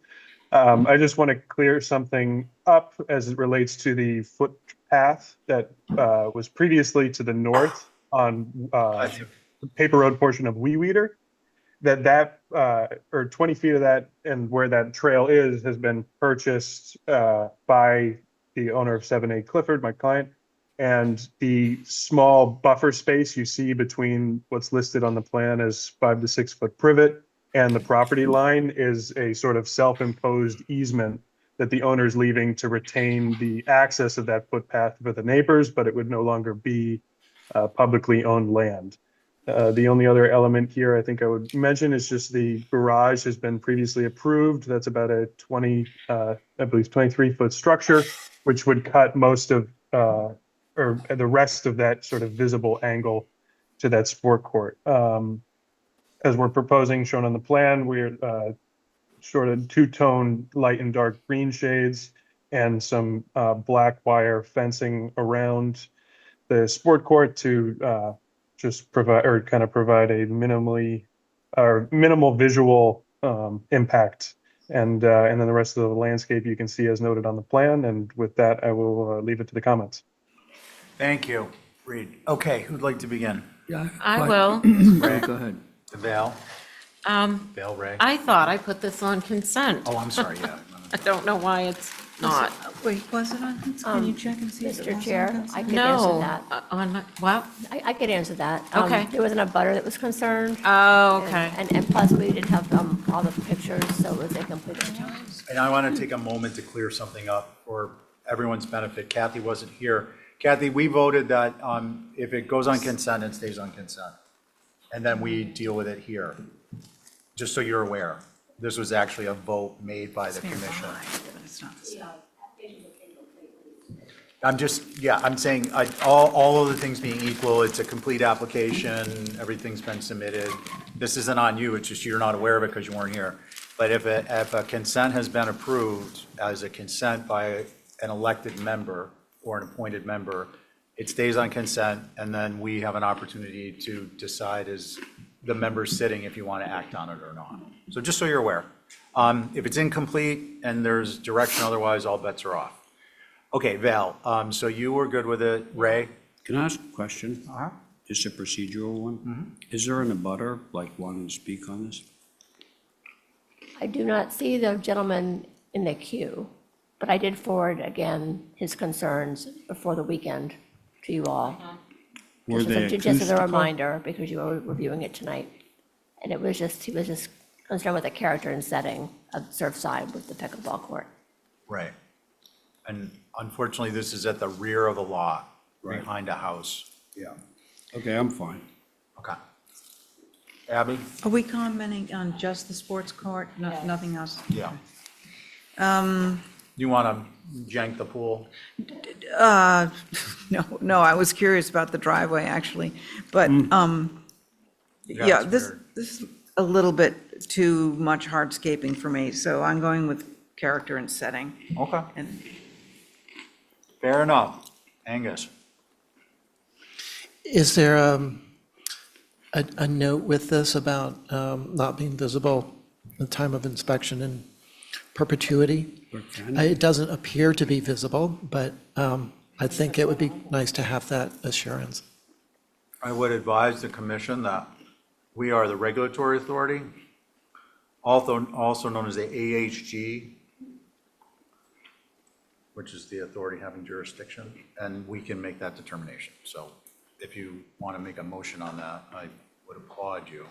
If there's anyone else who, is anyone else left to speak? Otherwise, that would be No, my I was motion. I was the last one. That's my motion. On Angus' motion as a condition restriction not visible time of inspection or thereafter, all in favor say aye. Aye. Any opposed? One nay. Okay, Abby. For the record, Abby Camp is a no. Thank you all. Okay. I don't know what, I'm torn with these because the people have spoken. Pickleball courts are in. All right. We are on to 12 Baltimore Ave.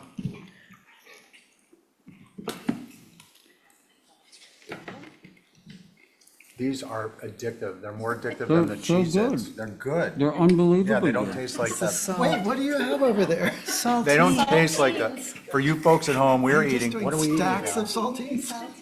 But there's so much more than a Connie, did you bring saltine. it? No, that's So we're eating mini saltines out of a large Ziploc bag. So it wouldn't make so much noise. Yeah. Well, just, There's something about them. They have kind of a buttery flavor. so you folks at home can enjoy and participate in the proceedings here. Like Okay. cracker. I have cracker envy. Matt, do you want me to get closer to the mic when I chew? Please. Go ahead. So with your permission, Mr. Chair, I'll start. Please. All right. Who doesn't love a good cracker? So this is an application for a new dwelling at 12 Baltimore. So you recently approved a slight relocation on the site of what we're calling the main house, which is the original historic structure on the property. And this is a proposal for a new structure. So it's a fairly modest structure. It's I think it's just under 1,000 square feet, somewhere in that range. Don't quote me on that. But anyways, as far as the design of it, we tried to keep it fairly simple. We didn't want it to really compete with the existing structure. All the exterior trim details match the original historic structure. It complies with the height requirements of the Madaket, the village zone, this district. So it's compliant in that regard. As far as the topography is concerned, we're not proposing to alter any of the topography. We will be before you with a landscape plan, but in general, we're not looking to do an elaborate landscape plan per se. There is a slight, there is an elevation change. This is a sloped lot. We've indicated that existing topography on the site. You can see in the west elevation on the right side, we don't have that 8-inch of exposed foundation, so there might be some areas that we have to adjust on the landscaping, but not dramatically. We intentionally avoided any railing details, and we probably will have perimeter screening around the decking on the north elevation. So with that, just look forward to comments from the board, Mr. Chair. Thank you, Matt. Let's see, we had comments from Holly. I presume everyone has read those. Yep. And let's see, Madaket, is there any Madaket notes? I didn't see anything in the packet. No, there's nobody online that I know of. Okay, I just took the deference. Who'd like to begin? I will. Oh, Val. She always gets to go first. No, you go ahead, Val. You brought the mini saltine. I wrote down my thoughts. I think this is a lovely house. However, it's in Madaket. And so it's too perfect and contemporary for me to relate to the existing house. With the use of flush dormers, it's more modern looking, and I answered one of the questions I had by looking and seeing on this large, blowing it up, that the existing house is relocated, not demoed, so that's good. All the eaves are the same height, so I was wondering if you could do something to make it seem like more additive massing, like Madaket is very typical of. I think you just need some manipulation to get there, and the intersecting gables, if there could be some hierarchy there. But I appreciate the design and all, I just want to see it sort of relate to the little cottage that's been there forever a little more. That's my comments. Okay. Hey, Chairman Welch. You're up, Mr. Thank you. So I'm gonna actually like elaborate on Val's comments. I think that this, excuse me, guest house overwhelms the existing house, and I'm gonna cite a reason or two why. So the existing house, the roof pitch of that simple gable is probably at least a 10. And you'll notice that the eave comes down such that the dormers are laying on top of the eave, you know. Now, unlike that house, the main house, we now have an 8 and 12 elevated plate. Like the plate on this new building is probably 4 or 5 feet higher than the existing building. And we have flush dormers. So I really feel like that this building in many ways is going to overwhelm its predecessor. So I'd like to see it become subordinate to, or at a minimum equal to, or share the same language as the existing building. Thank you. Thank you. Abby? Yeah, I agree with what's been said. You know, your previous one, Matt, where we did the crossbucks at the end of the road there, you know, that was a Madaket style. This one could be anywhere, you know, and I don't know how to change it other than, you know, it needs more additive massing, and I think the French doors are kind of overwhelming. And it's got a boxiness that additive massing alleviates. So I don't know how you do it, but it's not saying Madaket to me. Mm-hmm.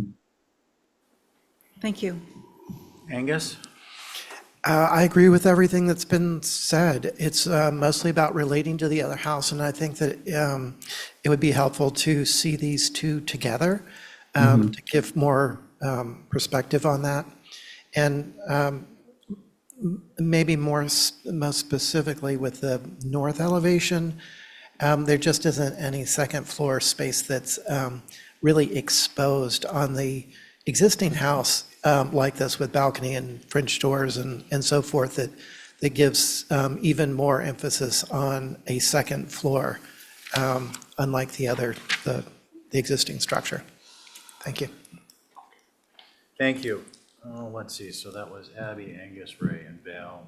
Matt, you know, same spot. I would like to, in addition to seeking a motion for revisions, to add it to the view list. Sure. And we could provide 3D views of the two structures together, but I think I have enough information to go on. The one thing I would say that one of the challenges with the existing historic structure is it's so diminutive in terms of its size and scale, and the second floor areas is barely usable. So we did try to go to the bare minimums on all plate heights and things like that. But I just by nature of the structure being constructed in 2025 versus the original and being where it is, it's probably going to read as being dominant just by nature of it being being built today. So, but having said that, I think that's some great feedback. So we'll take all your comments into consideration and bring it back before you with revisions. Okay, I'm going to hand it back to Ray before. Matt, I just want to sort of make a parting comment. I hear what you're saying. So maybe we call this the main house, and the existing main house really becomes the guest house. Right. But I think that really the vocabulary of the main house, the existing house, should really be more accurately reflected in the new building. maybe we call that new building the main house, I don't know. Certainly. Anyway, that's it. Thank you, Ray. I couldn't have said it better. On your, you want to make the motion for revisions in a view? Yeah, hold for revisions in a view, thank you. All in favor of Ray's motion, say aye. Aye. Any opposed? Okay, that carries. Thank you very much. Thanks. 30 Eel Point. Tori? Oh, good evening.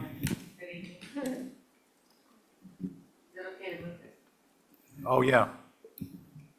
They can't hear you. Oh, I think you can just bend it up and back. Yeah, rotate, there you go. Thank you. Sorry.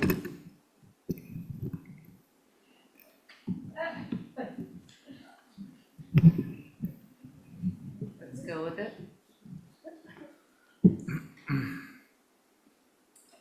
Good evening, everybody. 30 Gill Point Road, we're looking for a 1.5-story simple ADU. The topography works with the proposed landscape, no change in topography.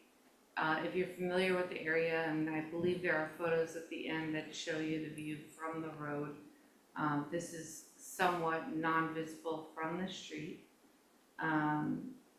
We are set below all other structures on the property as it currently exists, and we are over 100 feet from the road. Simple 1.5 stories and 600 square feet, I believe, on the ground, 650. And with that, I look forward to your review. Thank you. Yep.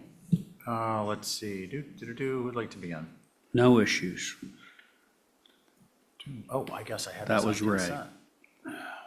I will take a quick look to refresh my memory. It doesn't look like the pictures are the same as the plot plan. Oh, Let me clarify that if I need to. Yeah, go ahead, that may have been it.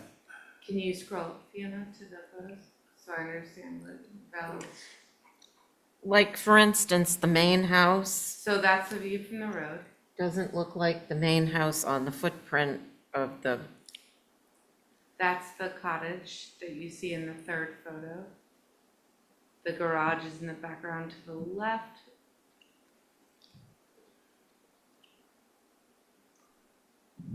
Are there more photos, or is that all that's included? They're all the same photos over again. Okay.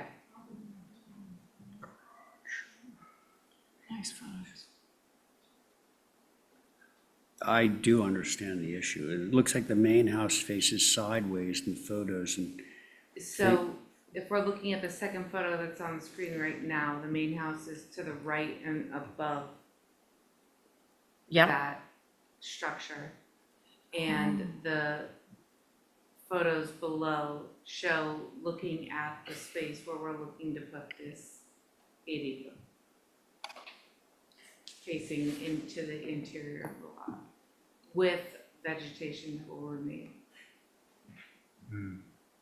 Tori, you're aware an ADU can be 900 square feet Yes, or, yes, 100%. because you're over. I don't believe so. You're Yeah, you are. 1,079. Just saying. Oh, first and second floor added together? Yeah. Yeah. Okay. And not including the basement, which also Right, this counts. was submitted before the whole tertiary ADU planning board application went into play. So I mention it because Yep, what we yep. approve is gonna need to be approvable by zoning, not that. 100%, 100%. It's not so much like, it's an extra curb cut and we can approve it. It's like, if it can't be allowed, we can't. You're gonna come back, that's all. It's not an extra curb cut. No, I'm saying Oh. the analogous, the non-analogous comparison is that it's not like a curb cut that we can approve because it's allowed, but they may not allow it on the particular lot. An ADU is subject to a requirement of this size. Yep. And this exceeds the size. So you're gonna be back, is the point I'm making. We are completely aware of that and on point with that. Thank you. Okay. All right, guys, I think that's actually why I had brought it to here.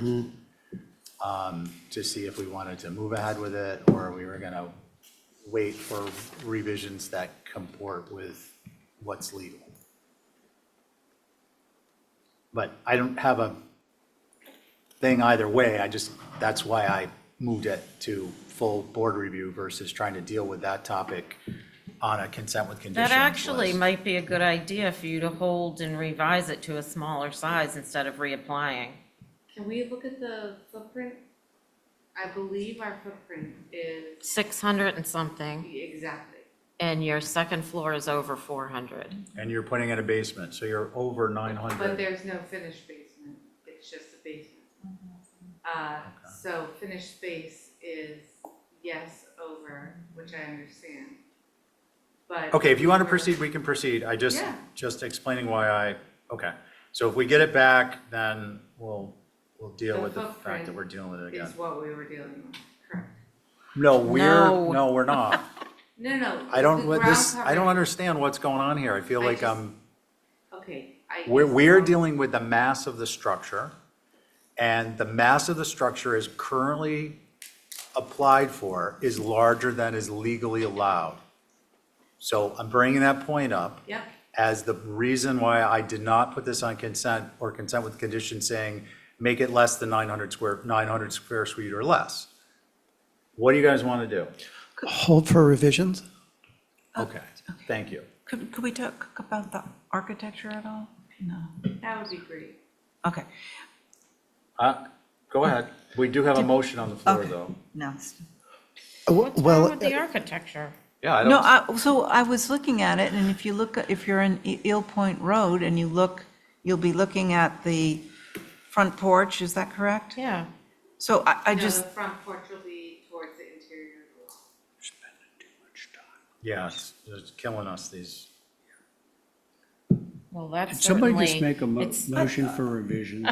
Angus just made a motion. Abby wants to talk I about it. just thought that the gang windows in the gable could be just one, because it's a simple structure, and I thought that's what was straight. And when it gets smaller, that will be even more appropriate. Yeah, exactly. So, on Angus's motion, all in favor, say aye. Aye. Any opposed? Okay, that carries. Thank you, very helpful. Adam. All right. Thank you. Let's see. It does say north, so north faces the road. 22 Yeah, that's what Coffin. Yeah. And Val, you're sitting off this? Yes, I'm gonna recuse. So 2 in a row. Where are you I going? think Joe is up on alternates, is that correct, Connie? Yes. Joe, you with us? I'm with you. Okay, cool, thanks, just checking.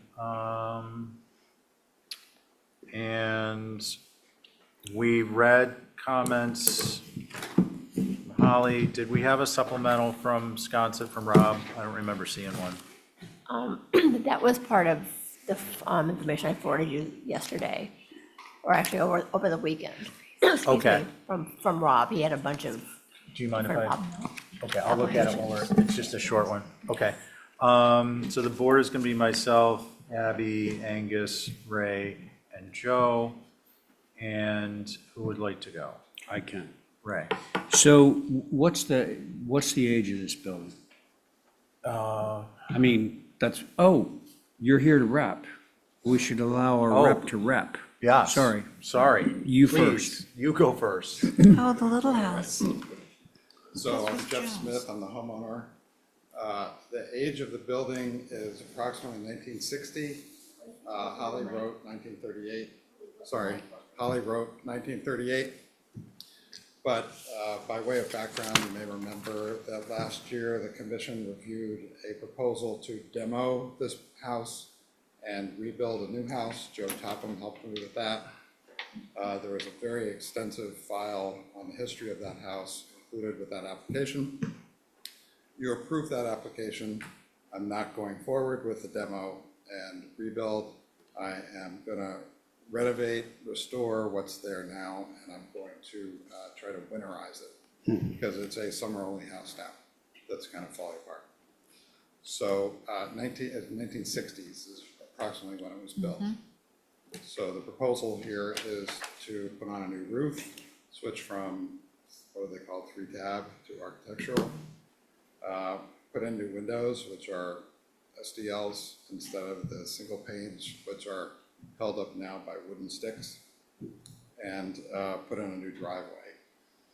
To move the driveway just a little bit east to move out of the busy intersection of Coffin and West Sankaty, so the driveway can be a little bigger and have it turn around and be a little bit safer, hopefully, by being further away from that busy intersection. Okay, anything else? I don't think so. Okay, fair enough. Did I answer Yep. any questions? Yeah, don't go anywhere. Yeah, I have one. Abby? I didn't quite understand what you meant about moving the driveway. So it's just to the left of the lot, and where's it? The next application. This is just for the windows and the. Maybe I jumped ahead. There's Sorry. two Oh, related. I pushed the wrong button, sorry. So these are the windows that you're looking at.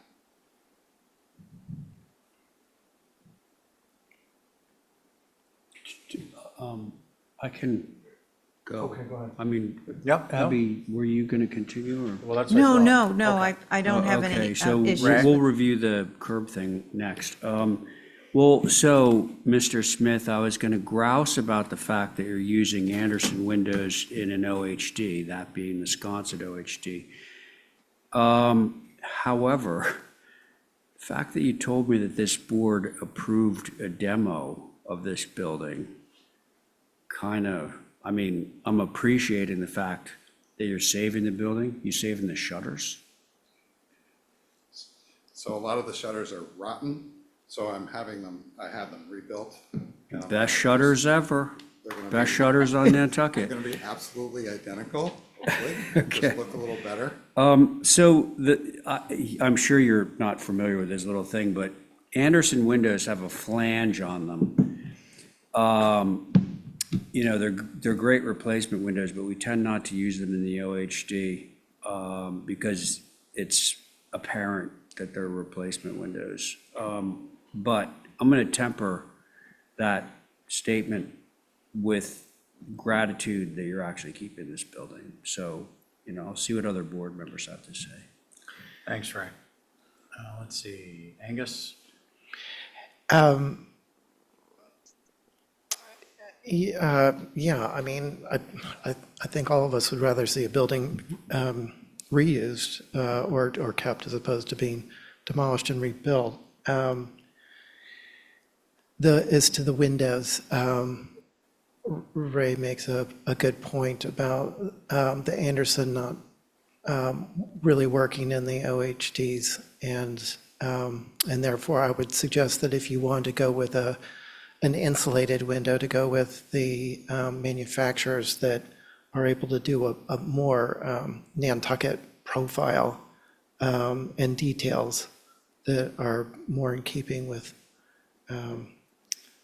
the older style windows on Nantucket. Thank you. Thanks. Joe? My train of thought follows Ray's, although I would put out there that if the representative is willing to explore like a wood window, like a LePage window that we've approved in town, that is an insulated glass window that wouldn't require a storm, and there are other manufacturers as well, it might be worth pursuing. It's not a huge building, and I think it sounds like you're quality oriented, and it would be worth, I think it would be worth pursuing. Well, those are my comments. Thanks. I might have missed something, but the new build, are we clear that that was SDL windows approved? Anderson 400s. I'm not. I think. No. Well, this You was, mean this Joe's? was approved as a demo, and the point was made that, I presume, based on the fact that SDLs may have been included in what was going to replace it, that SDLs were okay. I don't see that in the packet to indicate that SDLs were part of what was approved. So I'm going on, this structure's there, and to me, this location, I don't mind so much that they're not single divided light, but I think they should be a window that has the historic mutton profile and other aspects like the casings and so on and so forth, which is more like a Boston sash or even a Marvin. So I was just trying to understand where we got, if that was a conclusion that was being drawn, which seemed to me to be the case. And if it is, or even if it isn't, I don't believe Anderson 400s or A's are acceptable because I don't believe they're appropriate. Thank you. Abby? I just want to say that this corner is very visible. Everybody sees this building. It's a very popular little spot. And if we want to get this right. So, That's why I made my comment. yeah, I would say either, I would make sure the profile is Nantucket and not like something alien to, Yeah, no, I go along with what's been said. Okay. Mr. Smith, are you amenable to a different window? Yes. And so Boston sash is typically used where a energy window to double pane is used, or Marvin, which is available locally. We don't specify a particular brand, we say that looks exactly like. So do you have a preference? Would you prefer perhaps that if the commissioners are amenable, that we're approving you to have the option of either of those? That's fine. Is that? There it is. Seems fair to you? Do you Yeah. want to make the motion? Yeah, sure. Okay, so I would approve this application. My motion is to approve this application with the use of a insulated glass window with a historic Muntin profile and no flange.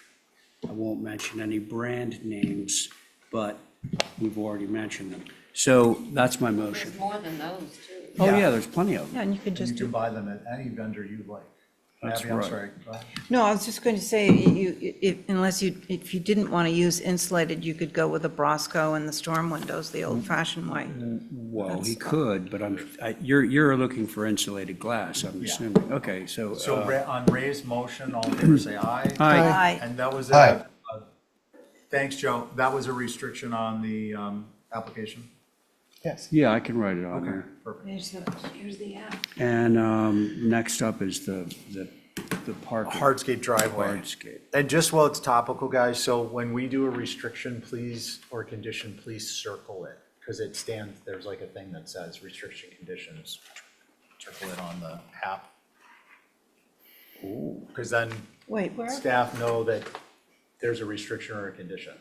Here, it says, notes, comments, restrictions, conditions, and then there's 3 lines at the bottom. So you will, just so you know, that's all. The founding fathers Never really knew what they were circled doing They when did. they drafted The this founding fathers document. were on top of it. And mothers, by the way. Yes. Ray. Mr. Smith, please save us from ourselves. When you see it up there, please begin. Oh, I see. So the idea here is to simply move the driveway east about 10 feet. It's a small piece of property. The driveway is small, it only holds 1 car, and it's very close to the intersection of Coffin and West Sankaty.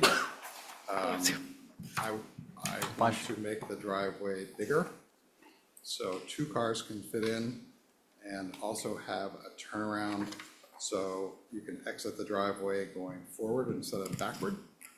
I think everybody who knows that intersection knows that a lot of people ignore those stop signs. So people fly around there, so the safer I can make this driveway, the better it is for all concerned, I think. Yes, everyone agrees with that. Any other comments? So regarding the hedge, so the hedge right now would simply be swapped.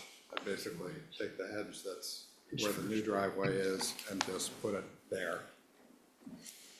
So the hedge would be continuous around West Sankaty all the way around Coffin. Okay. And with that, we've got Holly's comments. Who'd like to go? I could go. Abby? I think that might cause a few less accidents, this new design. Okay. So I'm all for it, thanks. Traffic safety gets the vote, and we're going to move over to Angus. I'm just reading Holly's comments, and I agree with them, just having a little bit more specifics about the dimensions of this and how it ends up laying out.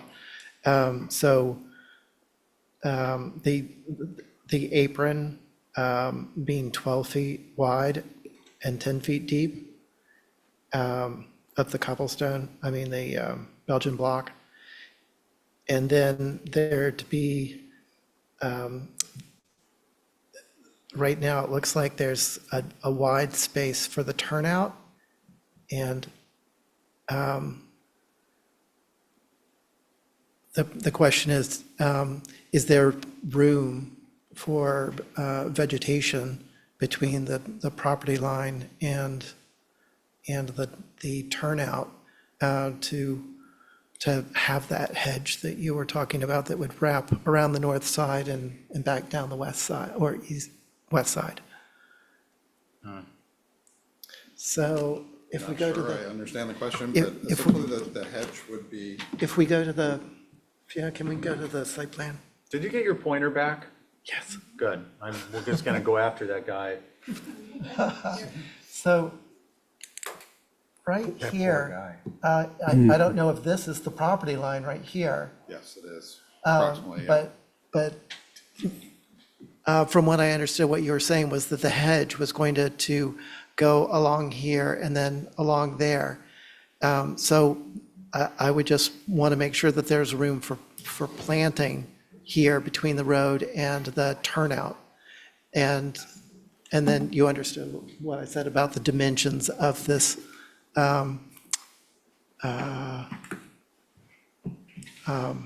apron there. Yes. 12 by 10. Yes. Okay, Ray's opinion will be next. I'm good. Dale, Keep it at that. I'm not on it. you're not on it? I think Joe? Joseph is. I'm sorry, yep, I got up. Yeah. Rearrange. Yeah, this is Joe speaking. I agree with Angus's comments regarding a little more dimensional detail as per Holly's suggestions. Thank you. Thanks. I agree with Angus and Joe, subject to a qualifier. Let's give them the dimensions and move on. Nobody seems to have a material issue with the materials. No one has material issues with the fact that it's in the front. No one Yeah. has any material issues other than the dimensions. Angus, if you would perhaps specify your apron dimensions, and I'll note that typically, you may be aware of this, but you may not. It would be 12 feet, and then there would be a flare of 2 feet, 1 foot on each side, so 14 feet total at the road, 10 feet deep. And the radius of the internal driveway would be the, perhaps the minimum required in order to effect the turnaround versus being so large and expansive as it is, if you're willing. So I'll just do a Exhibit A? Yes. Okay, Are you cool with that? I am. Okay, thank you. So on Angus's Exhibit A, Angus. Aye, and I might come back to you unless it sounds like you might be more aware of the specifics of Yeah. the dimension of the drive, if you want to do the, would Yeah, you do that's the fine, I'll exhibit? mark it up. Yeah, the concern is just having room for the vegetation between the property line and the turnout. Gotcha. That's my motion. Thank you. Angus on your motion? Aye. Abby? Aye. Ray? Aye. Joe? Aye. And I'm an aye. Okay. All right, Mr. Smith, looks like you got some There you go. traction. Thank you. And we are on, it's 5 to 8. Ethan, I see you. Rich, which property, Ethan? And I'm sorry, ma'am. What? Okay, so you are all coming up right now. Okay. And I'm sitting off this. Well, actually, we're on to for our Jefferson first.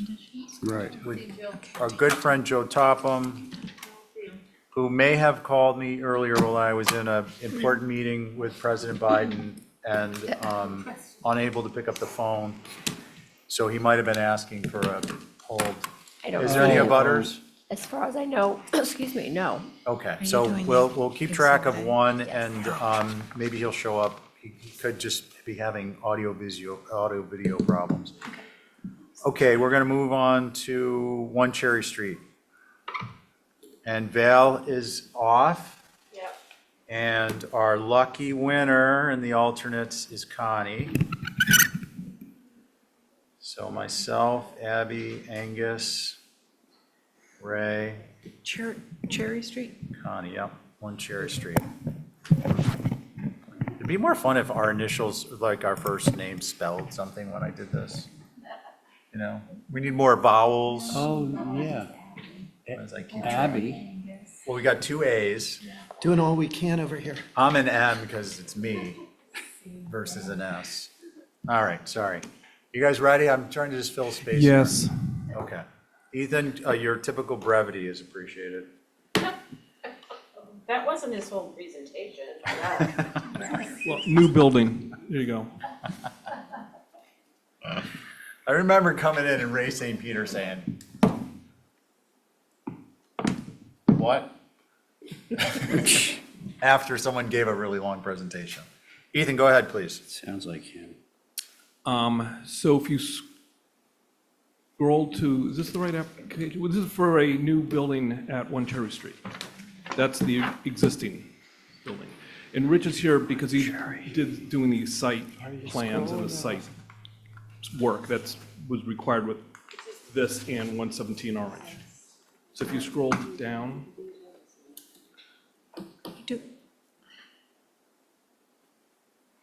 Okay, that's the existing. Yeah, but the move up was approved.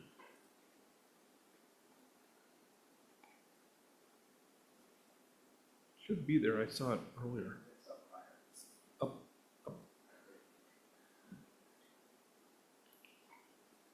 These little module things? No. It was on the, I believe, you know, the website you had with comments? Right up above. Okay.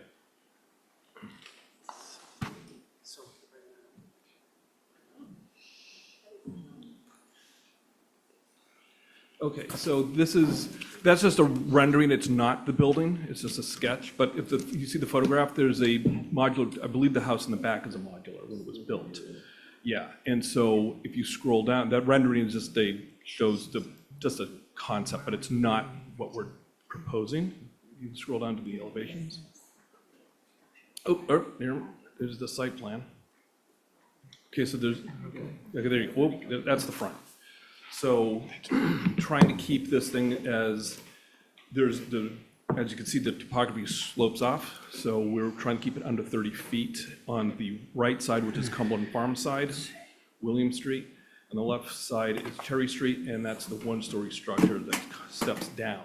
One of the comments was change of the window pattern to 6/1s, and we can totally change the window patterns. It's not an issue. The building is cottage corners and all cedar, natural to weather trim, no paint, and windows were black. Chimney's common brick, roof is red cedar. Okay. Let's see, we have Holly's comments. Is Mickey here still? Oh, yeah, last comment was. Yes, I am. Mickey, the last comment we have is we know the historic district boundary line is Cherry Street, so yes, the windows can be switched from Anderson to, true divided light ones. Okay, Mickey? Okay. So this is a pretty large, complicated building relative to the neighborhood. It stretches from lot line to lot line. We think it should be shortened so that there's some space off of Williams and Cherry Streets.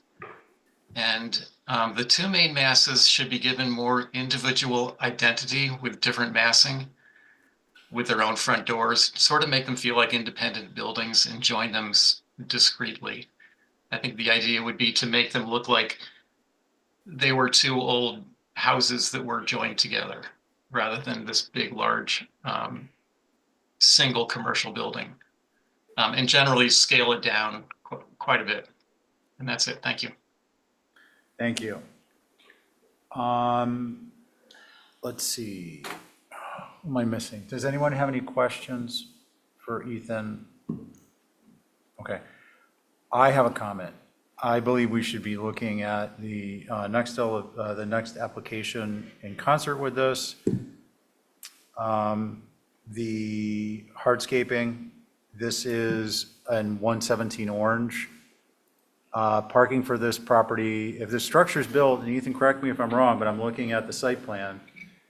In order to have internal access, and this is consistent with comments you made previously on the building in the front, 114 Orange, a portion of that building has to be removed. And the problem for me is that as a regulatory authority, if we are approving a building knowing, but not having looked at it yet because it's in an application that we haven't reviewed, that a move off another building is required for parking spaces, I'm finding an issue with that. And part of the reason I'm finding an issue with that is that the structure that has a request that will have a request for a partial demolition, because it's not a residence, is a structure that meets, to my mind, the criteria for a significant structure, having the association with a local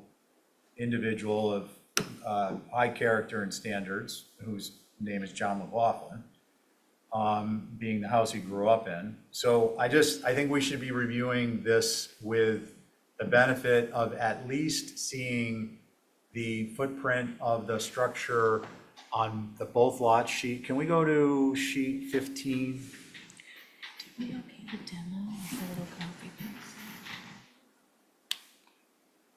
There you go. So showing the actual footprint of the structure that's proposed on One Cherry and the effect for your intended parking from your hardscaping plan on the front lot. Yeah, we have that.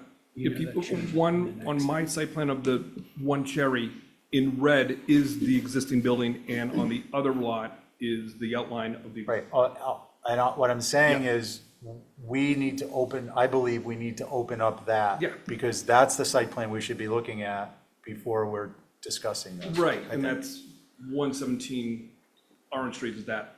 Right. So can we bring up 117 and look at the site plan, please? Yeah, so if you scroll up one page, that's the site plan for both lots. So you can see the lot line in between, and that's the proposed parking, which is proposed as grass pave as opposed to asphalt. The hardscape is, bluestone pavers. There's one sliding gate for an emergency access off William Street. And then there's no other fencing other than just using evergreen screening to try to encompass the property. Okay. And so I'm just does anyone mind if I continue with this line of thought? No, no. Because I'll You mean to stop. review 117 Well, before? I think we should be reviewing the demo of the Yes. structure before we even That's what- talk about this. That was my first question. The demo of the 117 was held for this plan. Oh, well, then you got a problem. You see each is being held for the Yeah, other. yeah. It's This a is, snake. You're in a loop. this is now. You John really McLaughlin is like exerting pressure from afar. I love this. Yeah, From the And great 117 beyond. Also, 117 is not being demoed. We want to move it because it's going to become employee housing. Okay, so move off / demo, but that hasn't been approved yet. No, that was held to track with this. Right, and it's not actually on the agenda. It was supposed to be. Okay, so I just see where I'm trying to go with this logically in sequence. That's why I figured it'd come Is to the that this meeting and we'd should have to come explain all in, this. yeah, I believe where we're going is we should be, and Abby is saying the same thing Yeah, this as, is when I submitted. all right? So I, Sign it back up when you submit, because Yeah. we don't know to put it back on the agenda. so does anyone mind, including you guys, I mean, I know you want to get the project done, but we're gonna need to review this all together, is that we will review the move-off demo first, and then we will review this application in sequence, And the hardscapings will be after the two, and we can open them up, but there'll be 1, 2, 3, 4 on the agenda, and we can open them all up and have a discussion. Perfect. Okay. I figured this meeting would be to organize it, because it's 2 lots. Yeah, okay, and to drive home the point about John McLaughlin's house. Yeah, that's John's house. Okay, so can we, and I'm, sorry, Ray? No, you continue, but I want to say something. Yeah, no, I just think we need to put the package together, and before we move off, I wanted to see if the abutter wanted to speak now, or if you would like to hold your fire for when we actually review it.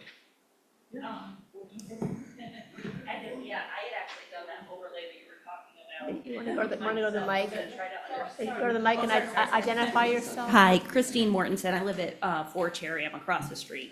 Hi, good from evening. Where they're proposing the new entrances for here. So I'd actually done the overlay that you were speaking of to try to understand what with the existing there and the demo plan, and then putting the new one on just to understand the context of everything.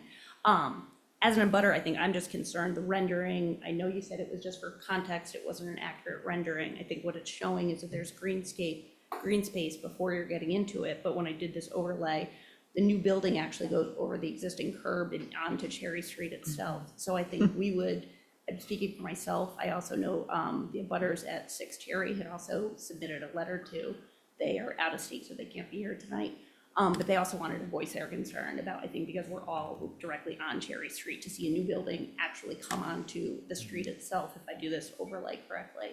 So I think, one, the rendering isn't accurately showing what we are about to receive in our neighborhood. So I think there's concern of that. I would also love to see an elevation to show 3 Cherry in context, because the spacing between the 2 buildings, they're really back up to back on each other, given the height. So again, I think that's not showing that elevation correctly either.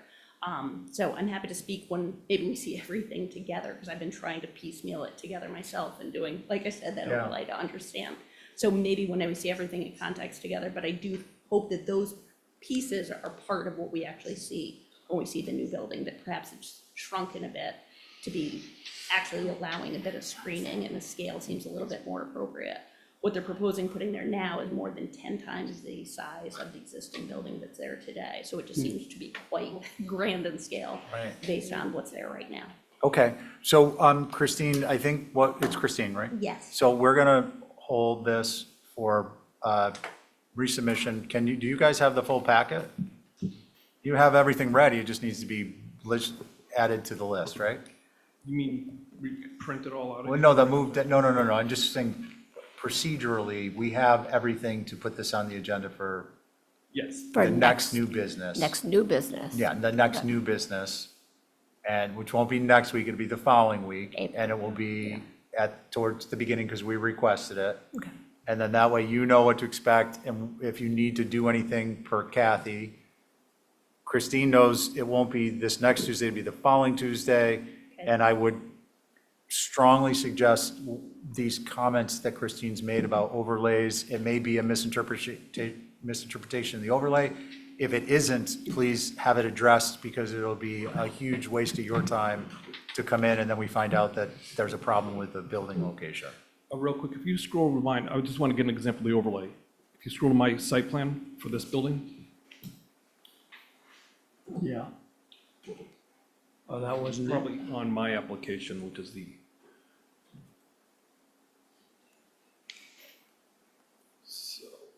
And I'm going to jot down your information, Christine, in case we have an alternate position open up at any time. If you don't mind. Can you scroll to my site plan, please?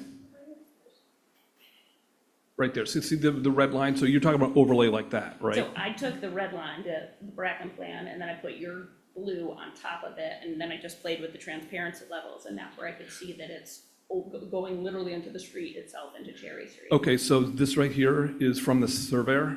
This is the accurate site plan with the existing building and the proposed building. Okay, so what I'm going to suggest is that. I mean, but that's the overlay you're talking about. You're asking. I'm going to suggest, Kathy, do you have Christine's contact information in the office? Yes, I believe we spoke, or maybe your neighbor. What I would ask is that you forward it to Ethan, and you guys address that offline. It may just be a simple explanation, but you guys can take up the time. Excellent. And I love that you address and can manipulate the transparency, so just reinforcing my interest here. But that doesn't affect my vote. just want to be clear. Okay, so motion is to hold until 2 Tuesdays, Can hence, I, right? I just want to add something, and this is, kind of for the benefit of you guys. You know, I felt like Mickey's concerns as he voiced them resonated with me. And what we all know is that there's this very low, rambling, historic, single-story building that's on Orange Street. And there's also the little building where the pet groomer was recently, and fast forward all that. Very low, modest, single-story thing. And now we're getting sort of a monolithic lot line to lot, like literally lot line to lot line structure that's quite tall, quite wide, et cetera. And so, I just wanted to give you a heads up that there may be some difficulties there. That's totally fine. What? That's fine. I agree with you. Okay, I thought, well, you came here to hear something, and I just figured I'd tell you. Oh, I know there's gonna be revisions. Oh, okay. Yeah. All right, Well, it thank wouldn't you. hurt if you want to make some before you get here, I think is what Ray said. Can I do that? Of course you can. You can always submit something prior to the deadline for submissions Which is next for Thursday. a alternate to be presented digitally so that it's on the agenda already and the materials are on the website, so we can view them and the butters can view them. But that's subject to Kathy's schedule in the office. And I can talk to her about that. Yes, and then we're not going to talk about this anymore. Okay, good. Okay, so we have Ray's motion, I believe, and Ray on your motion? Oh, wait, we're all here. All in favor, say aye. Aye. That carries unanimously. Okay. Okay. Let's see, we are now on to, well, we just killed 3 in a row. I'm feeling like going home. Yeah, mine's really easy. Next one. No, Ethan, I'm sorry. 16 King Street? Yeah. Yep. Yeah, no, we're not going anywhere. We're gluttons for punishment. Oh, so are we going to 16 King now? Yeah, I think so. I mean, Ethan's here. Sure. It's easy? Yes. Easy peasy. I read the so they comments said. also. Okay, go ahead. The comments were, it's awesome. No, they wanted some more photographs from the public way. Basically, like Holly said, it was originally built somewhere else, moved here. It was originally a retail business and a home. People lived in their houses. We were trying, when I did the as-built, trying to figure out what part was the storefront. I think it was a plumbing supply company. So if you look at that bottom photo, the white door there, we believe that was the entrance to the retail portion and the rest was the person's house. The other comment was about the front door being weird, but that's existing. We're trying to keep as much as existing buildings as we can. We're just doing rotating it 90 degrees and then adding an addition to it. And the foundation, right now it's sitting on blocks and piers and rocks. We put a foundation under it. Okay, thank you. So if you scroll the elevations, you can see existing, proposed, the usual thing, and then, yeah. Wood roof, I can't remember the colors. I think it's to mention what's there. White trim, just like what's there. Yes. Yeah, but wood roof. Okay. Oh, no, you said black sash. Black sashes, white windows. White trim. We can change it. I could do whatever you want. Okay, let's have a little more organized here. So Val, you got anything else? No, I think it's pretty appropriate. Okay. Let's see, Ray? Good. Except for, I think the black needs to be discussed. That could be white. Okay, then yeah, because that's what you got right now. Okay. Let's see, that's Ray, that's Val, Abby, I'm good. Angus. I agree about the white sash. You did or you didn't get clarify the square footage that Holly requested? It's on the plan. It's on the Okay. floor plans. It said clearly identify the square footage of the new addition. Oh, you mean like the part in red? If you go to the floor Well, yeah, plans- the part that's the Okay. addition, Ethan. Yeah, so you want it written down on the plan? Yeah, just. Okay, if- I'll have to do that. I don't know what it is. Yeah, it's just a matter of following through. She was supportive otherwise. Can you, Okay. do I have to re-sign this up just- with white, or can you just write on the Go application, in cross out there. black and write white? Go in the office and write it on all 4 Okay. copies in the little 8.5 by 11, right? I didn't even hear what the motion The was. square footage of the addition. Oh, yeah, that's Yeah, fine, you can we write it don't- on there. It's crazy stuff. Okay, I'll go in the office and write all that in there. Yeah, Yep, just 1, that's 2, 3, fine. 4, done. Perfect. Okay. Did I hear a motion? Motion to approve with Ethan correcting the application to reflect the addition as opposed to the entire house. Okay. I could do it right now. 7:58 is Well, when yeah, it- we'd have to pull out all I the know. drawings, so. So anyway. Okay, so that's Val's motion. And no black sash. And no black sash. Right. And that would be what color? White. White. All in favor of Val's motion as restrictions, conditions, and comments on the application? Aye. Any opposed? No. Okay, so that carries. Okay. I got it. Oh, you can write it. Okay, we're on to 25 You're into the India. circles. This is a dormer. Yep. He's on a roll, this guy. Are we on the screen yet? I'll ask Kathy a question if not. Kathy, is Joe in the queue? I'm just looking at for meeting management. No? Yeah. And Sunwind? No. Act Smart? No. There is somebody. Rob Reed, name Rob Reed, I know Rob Reed, but I'm pulling it. That's mine. Robbie Reed? No, last page. Okay, there's no Rob Reed Well, listed. I'm here as for the my one at the bottom on page 5. name. Okay, that one we're definitely not gonna get There's to. a gate and a driveway. Okay, so this will be our last application of the evening. Go ahead. A dormer in the back of the house? Yep. I get it. Oh, India Street? Who would, Yeah. we've read the comments. Who would like to begin? Oh, Mickey, you got anything? No concerns.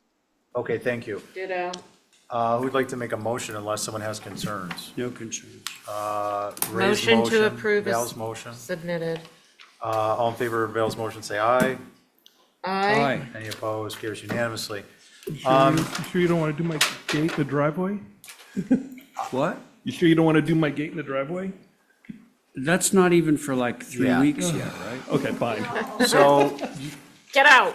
we're gonna approve Thank you. minutes of, Kathy, I'm confused. The last minutes I looked Friday we got were, I thought the most recent ones we got were October 25th and November 4th. Those were for review. The ones that were for approval were sent out, I think, last week or the week before. Okay, when you have a discussion with the planning director, I didn't realize that, I didn't remember seeing any 2025 yet. Yeah. But we did, but- We're getting there. Yeah, I was going off the ones that, when we had a meeting, I Right. was going off the ones that I saw recently, which were October, November. So just so you know, if that comes up, you'll understand. Yeah. Because we met and the idea was we're gonna, to the extent we need to, we're gonna flip flop the schedule, so the most recent minutes are being done now, In real time. in real time, because that's the most important, and the rest of it is already happened. So you had that meeting with her today? Yeah, and you Okay. guys have a meeting, but I just want to point out Absolutely. that I misunderstood that we weren't already into 2025. Okay.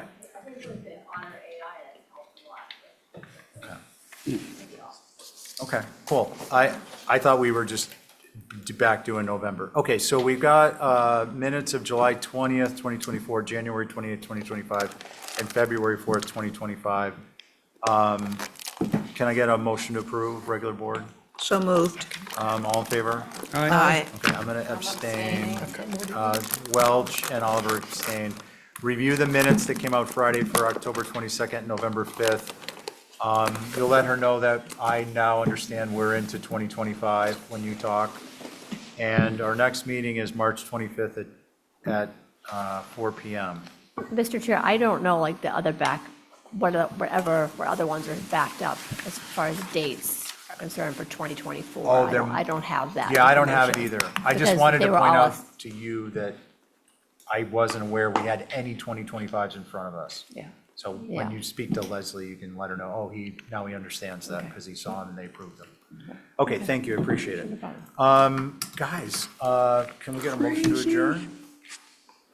Anyone? So moved. Angus, thank you. All in favor, say aye. Aye. Any opposed? All right, everyone, thank you so Thank much. you. It's been so much fun. It's always a joy. Good night. Good night, Joe. See you, Thank Joe. you. Good night. Sure. Accessory dwelling unit. And the state recently passed legislation to allow these under certain, well, it's 900 square feet or a certain amount of the dwelling, whichever